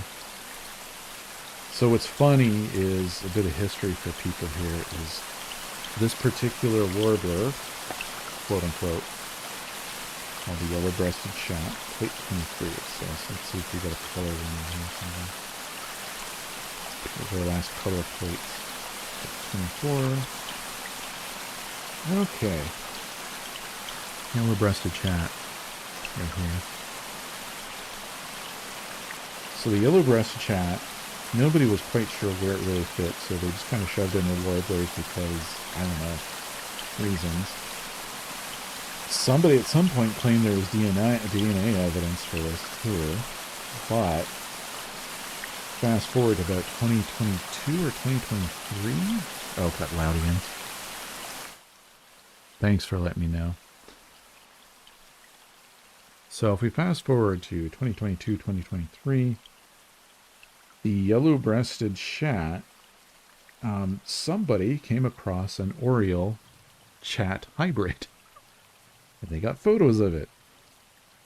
And that threw the bird world off quite a bit, because like, wait, chats are warblers, aren't they? Question mark. But, Yeah, we've always wondered. If, we've always thought chats didn't really fit in warblers, but they didn't fit anywhere else either. So at this point, taxonomically, we kind of feel like chats are just their own thing, but are closest to maybe Orioles, apparently. They can hybridize with them. So, yeah. So it's interesting to see that back in 84, they were just as confused then as we are now about the whole chat thing. All right. This is probably the most specific book of the group I came across.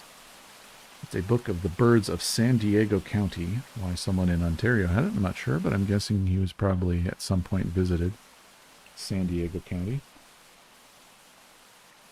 Nothing on the back.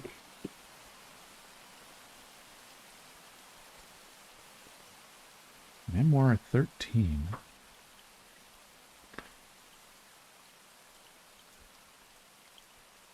There's color plates in here? Oh, there is.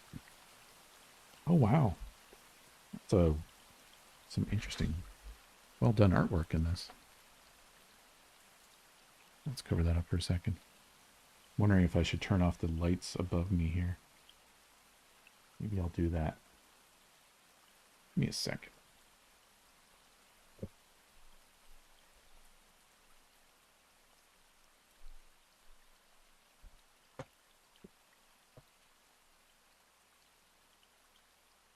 Turn that on. See if that's too dark or not. Use the light that's on the camera itself. Okay, we'll bring the record back up. So this is a green heron, I believe.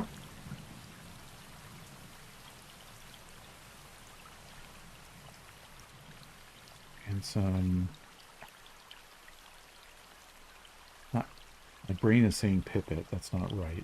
Snowy, okay, they're plovers.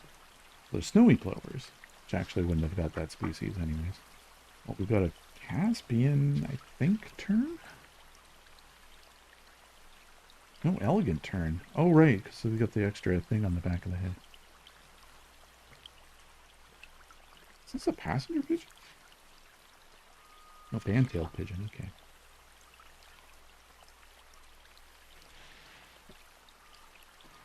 This is Chuck Will's widow or whippoorwill, I'm not sure which. It's a poor will. Okay. It's neither. Close though. It's a ruby-throated humming. Oh, actually, no. This is Anna's hummingbird. Yeah, Anna's hummingbird. This is kind of interesting. So this is a account of birds in San Diego County. Curious as to, like, how deep does this go? I guess this is just a, like, written history of each bird species in San Diego County as of, and I guess I didn't say what year this was. 1984. Another 1984 book.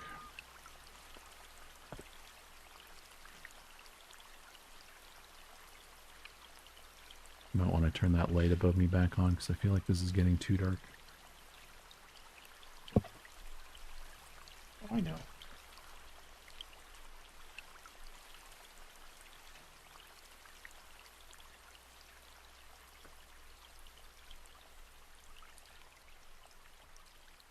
I got the light above me can be adjusted. It's got a dimmer on it. So the breeding distribution of tree swallow in San Diego County. Yeah, this is a purple martin. Yeah, it's interesting. It's a huge book. Just to show you how big this is. Here's a record album. Here's the book. Like, we're about the same size as a record album. Maybe an inch from the top here still. Super huge. And is 250 pages or so. that is quite a detailed book. All right. So next we have Ontario Birds at Risk.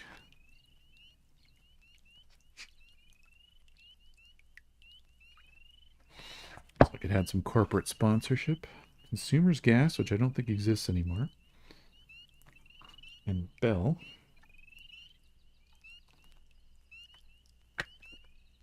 You don't see corporate sponsors in these kinds of publications anymore. At least I haven't seen any. Quite some time. So this is the Federation of Ontario Naturalists. They are now known as Ontario Nature. And the Long Point Bird Observatory, which is now known as Birds Canada. This was done in 1994. Copyright. Red-shouldered hawk. It's an interesting book because it is a more of a wide book. You notice for size here, this is the album, record album behind it here. So, okay. So here's a species account, for example. The Forster's Tern, which is something that has trouble breeding in Ontario. Let's see what it says. Historical breeding in Ontario is not well known. NASA reported in Lake St. Clair, latter half of the 19th century, but no details documented. May have been breeding southwestern Ontario early, but could have been overlooked due to the inaccessibility of nest sites, and similar in appearance to more familiar common terns. Confirmed breeding at a small colony in Kettle Point during the Atlas. That would have been in the early 80s. 1991, 3 pairs of Forster's terns were thought to be breeding at Kettle Point again. Okay. Forster's tern were seen in suitable habitat in western Ontario, Solaris Lake, Woodland Caribou Provincial Park, Lake of the Woods. So that's up near Manitoba almost.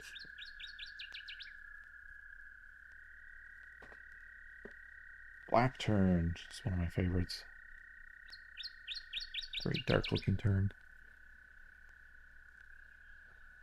Black terns were very common and abundant in many areas in Ontario, especially in southern Ontario. 1934, P.A. Turvener reported that no extensive expanse of watery marsh in southern Ontario was lacking black terns. That's interesting because southern Ontario, I only know of 2 places that even have them anymore. So they are quite endangered at this point for Ontario. Just curious what the list of birds are here. Oh, there's a lot. Oh boy, that's a lot. I'm not going to list them all out. Okay. So, interesting book. Oh, long-eared owls. I was wondering. Yeah.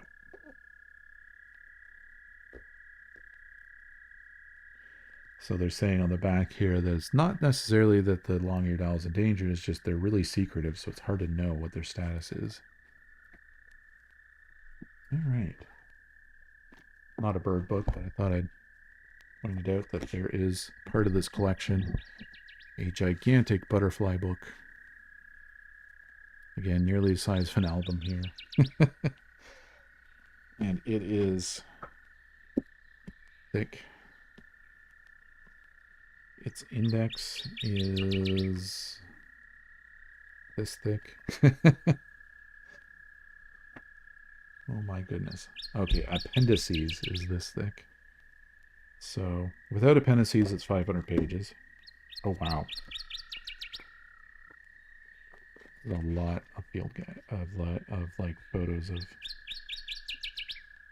of illustrations of various butterflies. So there'll be monarchs and various fritillaries. And then the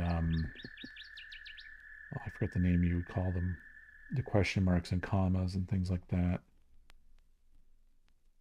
which are types of butterflies. Interesting book.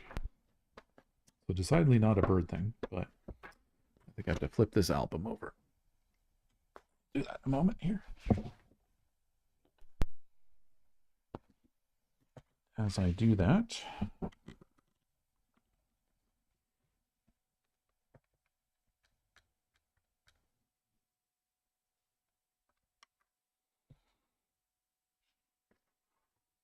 here's the description of side 2. Joining Team Butterfly, yeah. So side 2 is Night on the Wilderness Lake.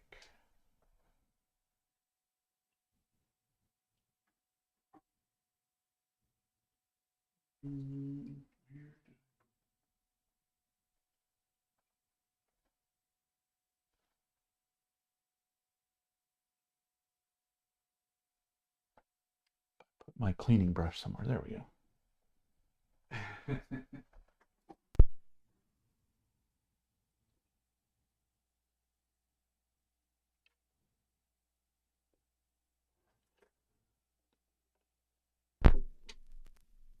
All right, so this is side 2.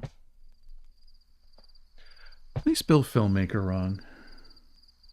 They did. Oh, that's interesting. I wonder if later editions fix this. This is an errata.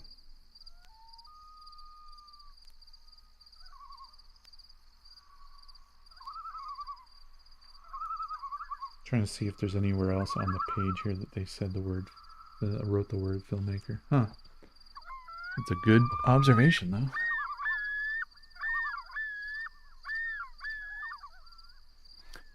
That sound is common loon.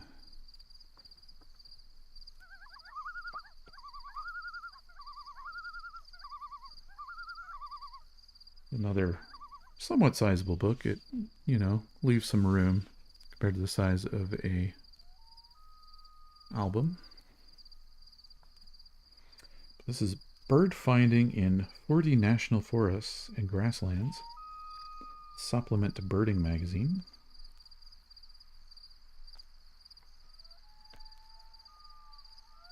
So some of these are, I just picked a random page here and got one that's the border of US and Canada. Superior National Forest. But first, what's interesting about these kinds of guides just don't exist much anymore, the bird finding ones.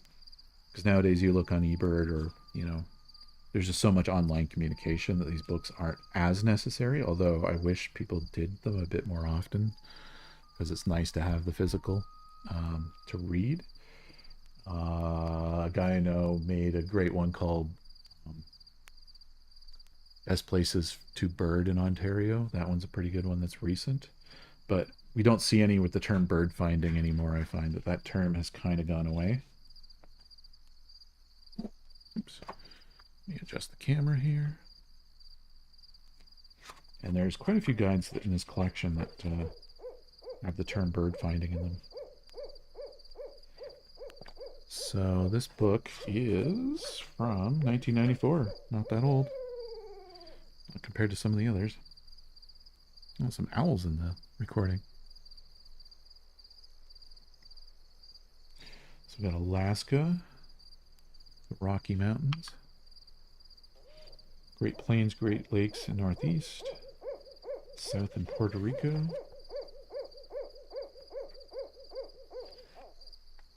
Finger Lakes Forest, New York. Let's see what's this all must be in that kind of, yeah, oh, here we go. A place that I know, Allegheny National Forest, Pennsylvania. This I'm definitely going to need to read and see if it lines up with what I know about the area. This is the first accounting I have ever seen, actually, to tell people to go birding there. Because really, I just went there to do recordings because it seemed like the quietest place within a few hours drive of me that I could go and get birdsong recordings that I hadn't been to yet.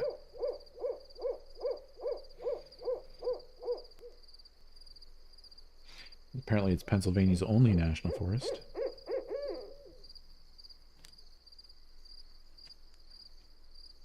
What they say, more than 200 species of birds have been found in the forest. Ruffed grouse and wild turkey are common. I don't know, I've barely come across either there actually. Yellow-bellied sapsucker is definitely common. Pileated, maybe. Winter wren? Yeah, a handful. Hermit thrush are incredibly common there, though, I'd say.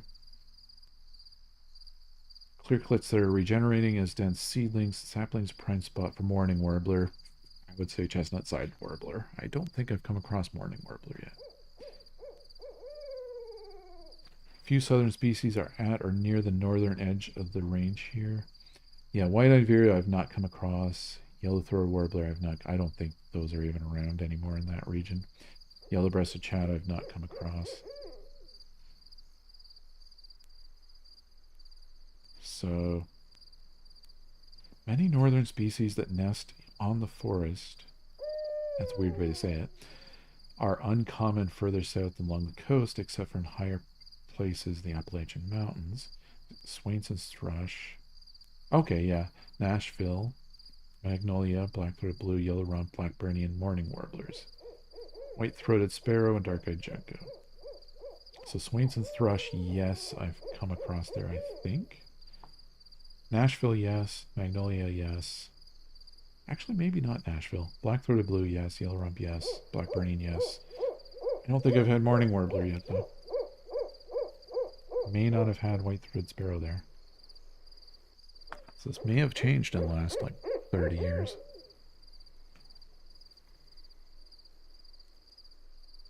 Okay, and they give some suggestions where to go. That's pretty neat. Ooh, accommodations.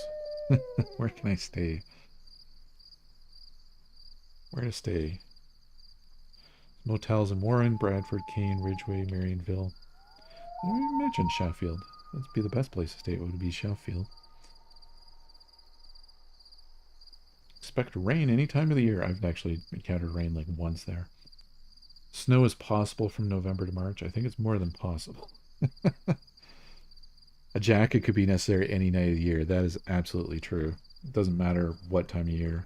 It gets very cold at night in the forest. I've woken up in a tent in the forest in mid-July to being able to see my breath in the air. It's 4 degrees Celsius.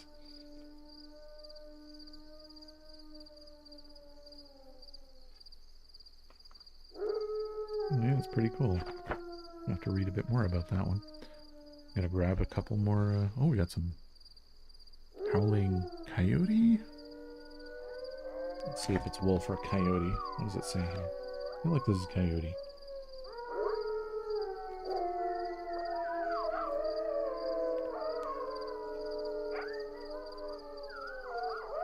Timber wolves. Okay. All right. Yes, there are wolves. Species featured: common loons, timber wolves, barred owls, and crickets.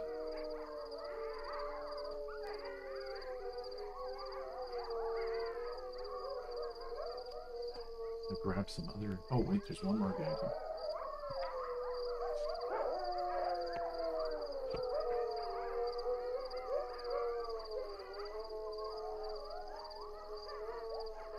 Actually, maybe after that we'll go to a different LP, because there's actually one I wanted to share. And I want to wrap up soon, I think. Atlas of Wintering North American Birds. This is using Christmas bird count data, which is the largest, it's the oldest citizen science project in the world. Christmas bird count. That's probably the oldest data set of any public data set about any species of it anyway. 1988, this one. So at this point, the Christmas bird count would have been 80. So it started in 1900. So 88 would have been the 89th year of it. The way that works. But yeah, so about probably 86 to 87 years of data in this book, I'm sure.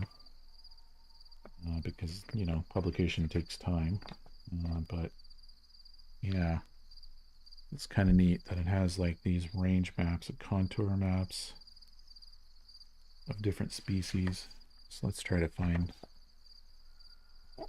a songbird of some kind. Dark-eyed junco. So Junco Jam emotes in chat here. So during the time when the data was examined and collected, the slate-colored junco was considered a separate species, basically, and hence its abundance. Information was recorded separately. They used like this weird way of like doing 3D mapping, I guess, to make it look like contours. Like the higher the mountain, the more population. So I guess in this area we got the most slate colored Juncos specifically. Kind of like they use a weather map kind of style. And then if we were to look at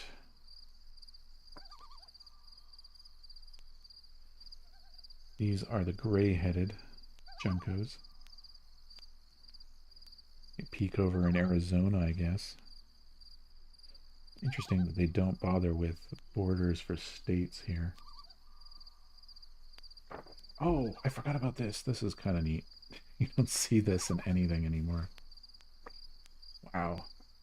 This book came with transparencies. It doesn't look like that they got used at any point. State and province boundaries. Latitude, longitude blocks. This one might have been used. The transparency for elevation. Transparency for vegetation.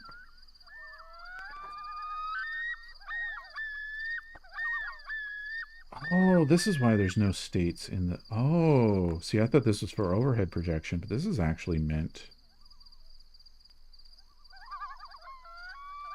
Oh, this is really... Oh, this is a smart video. You know, I was mentioning that states were lacking in these. Here we got a gray catbird. And I was like, oh, why can't you tell the states? It's because they give you transparencies so that you can go like this and see exactly. There's the states. I just want to go here and I want to see the states.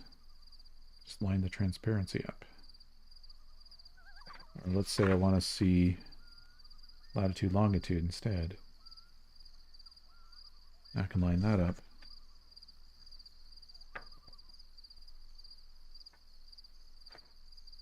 Or if I want to look at the gray catbird and look at the length of the frost-free period.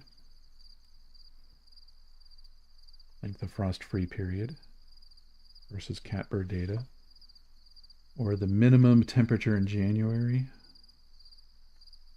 Okay, that's a really neat feature. I would have never thought of that, to use overheads in that way. So they have ones for annual precipitation, general humidity, count locations, national wildlife refuges,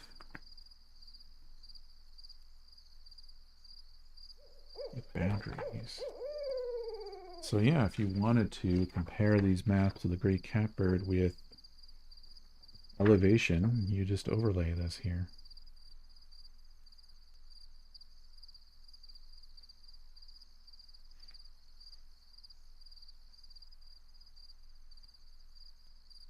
That's so cool.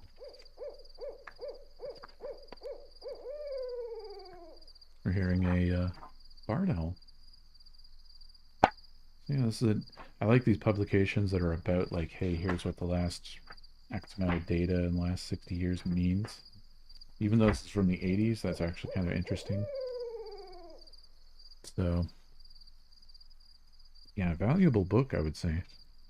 Doesn't look like it got used at all. Oh, I should put the transparencies back in too.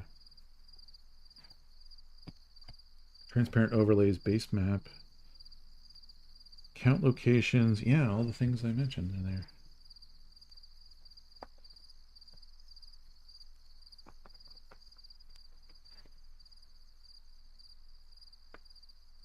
I gotta put it back in here gently enough not to ruin anything. It's kind of awkward though.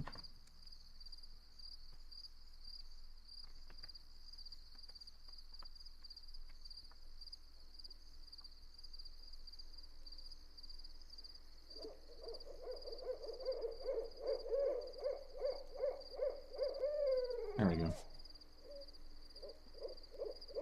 Yeah, it's pretty neat. All right, I'm going to get us another LP here in a minute.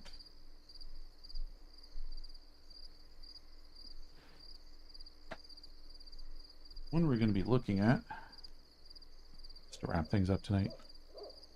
This one I believe is number 2. This is volume 2 of Bird Songs of Dooryard, Field and Forest. Tell me in chat if you've ever heard anyone ever use the word dooryard, because it is a very old term that nobody uses anymore. I had to look up and find that it's basically kind of either a front yard or backyard, anywhere around a door that's a yard. And it was a common term, obviously, with these people who did these recordings. This is actually, these field recordings were done by Jerry and Norma Stillwell. They were a couple who started doing birdsong recordings in the late 40s in their retirement. And actually, I think that I have their first album.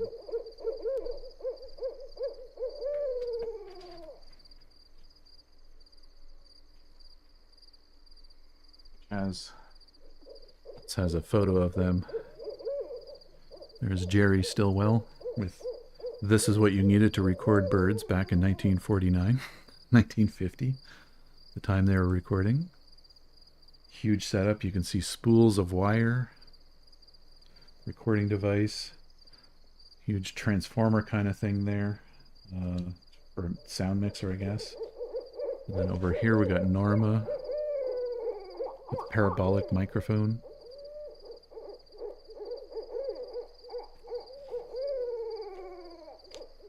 I've listened to that one already, and I also have. So when I was researching this couple, I found out that in the late 50s, after they'd finished 3 albums and had done years of recording all across the United States, Jerry passed away. He was in his 50s or 60s himself, 60s, I think, himself. And in the 1960s, Norma wrote a memoir called Bird Songs. Fortunately, the copy I got, this thing's out of print, and I think there was only ever one print. The copy I got didn't have the cover, unfortunately. And some sticker there, but at least the back is the same here. It shows this, it says here, the Stillwell's favorite areas for recording bird songs. And it shows areas all across the United States. I haven't finished reading this book, but I don't believe they ever crossed into Mexico or Canada at all. So it's still, you can see all the locations on here and stuff that they recorded. And yeah, the book is her accounting of their adventures out recording birdsong in the late 40s, early 50s, when they just decided to up and retire and spend all their money traveling the country recording birds, because nobody had really done that before. Like, there are a few recordists out there, but there was never a couple that did it. There was nobody who was absolutely dedicated to it really at the time. There's a handful of people, but they didn't have necessarily money behind them in any way.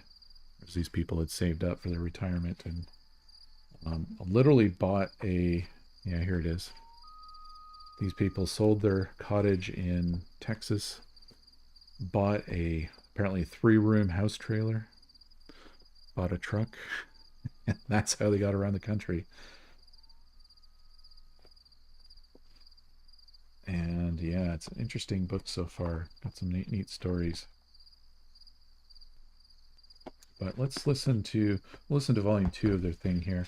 Their albums tend to be, here's the name of the species, and then here's the species, but it'd be interesting just to listen to a bit of it. Looks like side B, which is the side I haven't listened to yet. That's what I'd like to listen to. It's going to start with Carolina chickadee and then black-cap chickadee. So we're going to get some chickadees. So I'm going to switch albums over to that in a moment here. We'll take a look.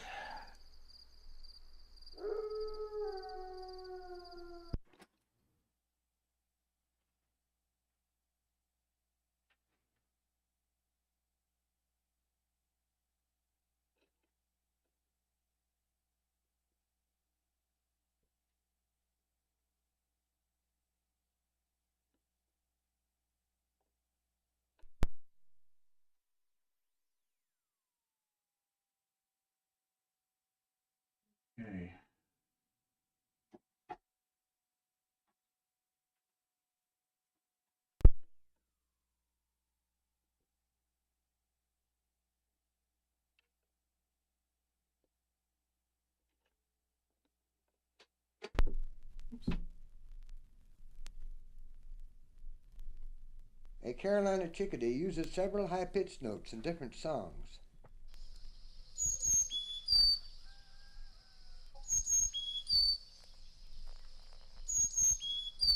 Bring that up a little bit.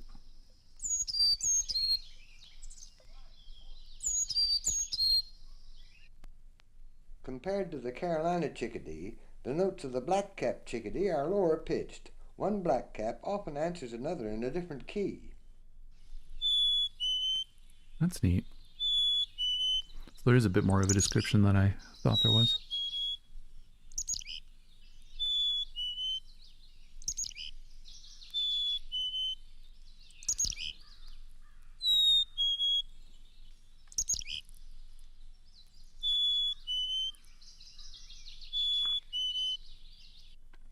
Here is the song of a white-breasted nuthatch. So it's about there.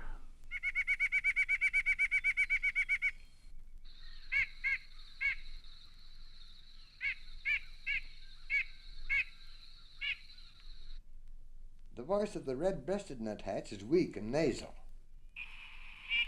Weak.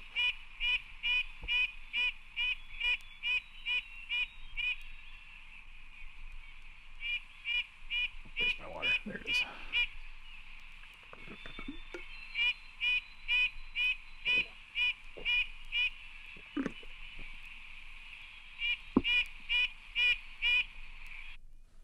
Here are the bubbling songs of two house wrens.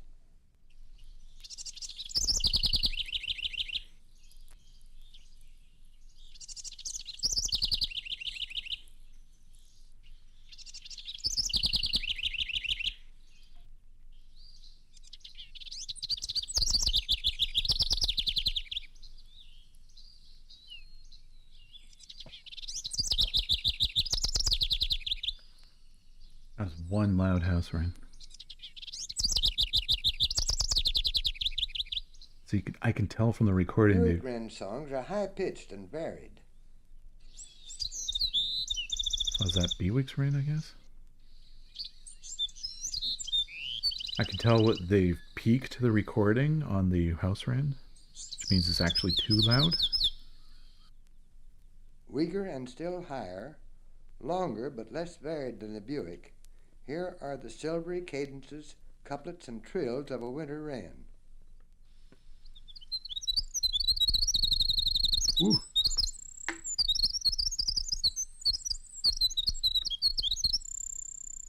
So I can tell from the recording this has been peaked, like it's hit maximum volume multiple times.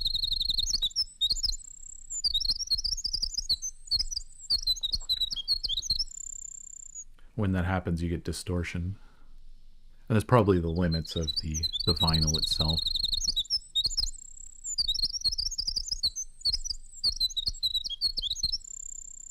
Nothing that they've done with their recording. I don't Now, think. the song of the winter wren reduced to 1/4 speed, with Ooh. the pitch 2 octaves lower.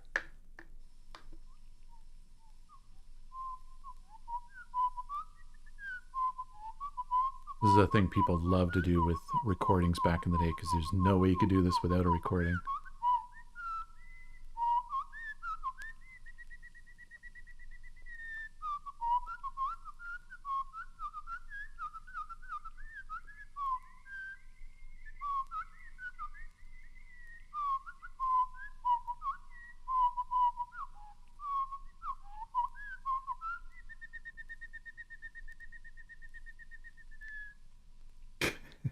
But remember, this is the way the winter wren really sounds.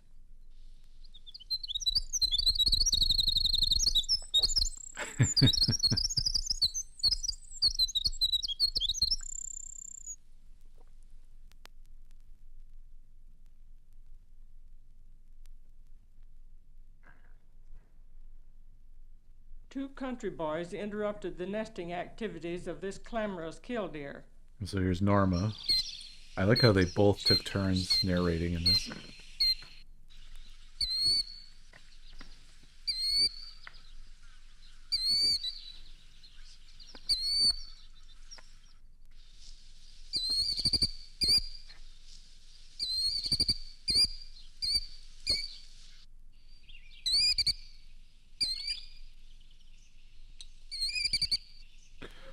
to look this up, but I believe... Here is a chorus of barn swallows singing from a telephone wire.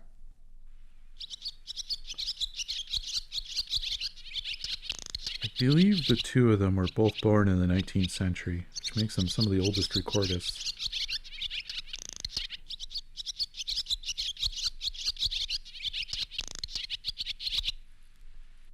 The eastern kingbird has one of the highest pitched voices in the flycatcher family.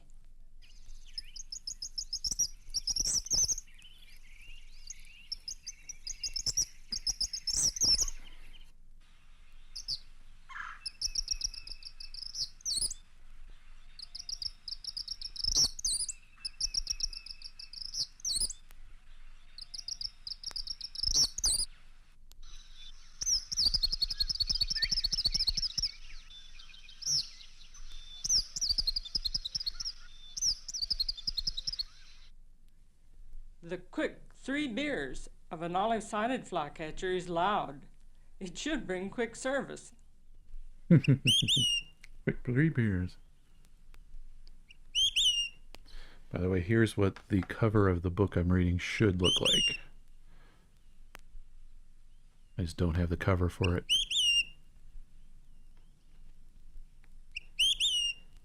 That's Norma's book that she wrote. A swamp-loving alder flycatcher's It'd be the two of them together. is emphatic but weak.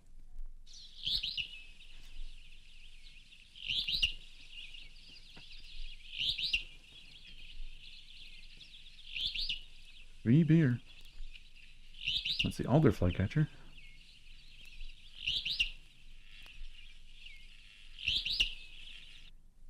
The least flycatcher with his dry chebec. Well, he's persistent. That's neat that she says chebec, because that is the name of the species in French.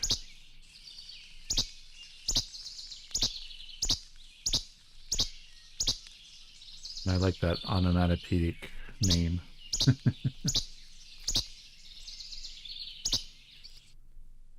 One of these ovenbirds seems to say teach, teach, while his neighbor says teacher, teacher. Ovenbirds are loud.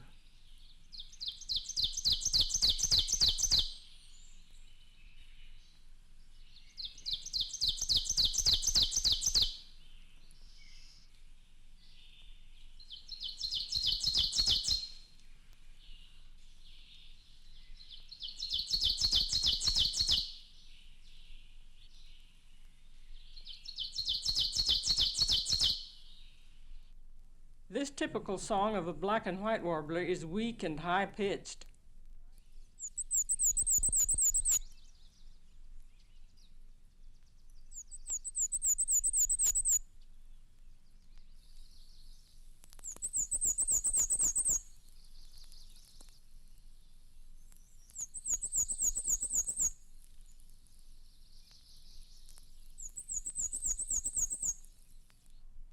The ZZ song of this Tennessee warbler gets louder toward the end.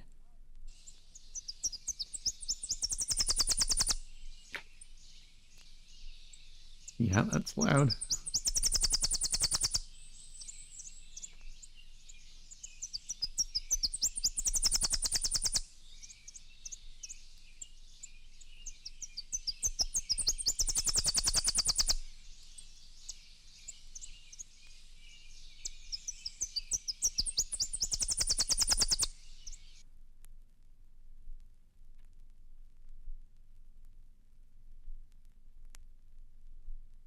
All right. Here are 3 different songs of yellow warblers.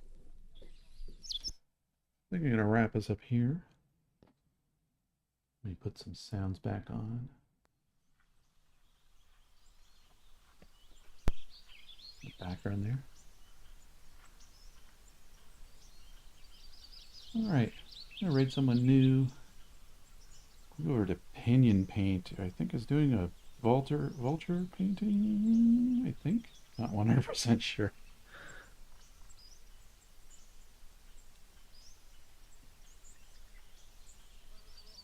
Let's see. Trying to see if that's what they're doing for the stream or not. Because it might be... Yeah, it looks like they're doing something else, not doing the bird art. Rather go raid when they're doing bird art. Let's instead see California burbs. Thanks, boatloader. Boat ladder. Raid California burbs. Thanks, Wheat Stalker. Whoops, I spelled it wrong. Good Californian burbs. This is a little longer of a stream, but it was fun. I've got, oh my god, I only went through maybe a 20th of all the guides that I have from that collection, but maybe next time we'll get through a few more, pick out some interesting ones. Alright, let's go see California burbs, see how things are there. I don't know if they've hit sunset yet or not, but I guess we'll find out. Have a good night.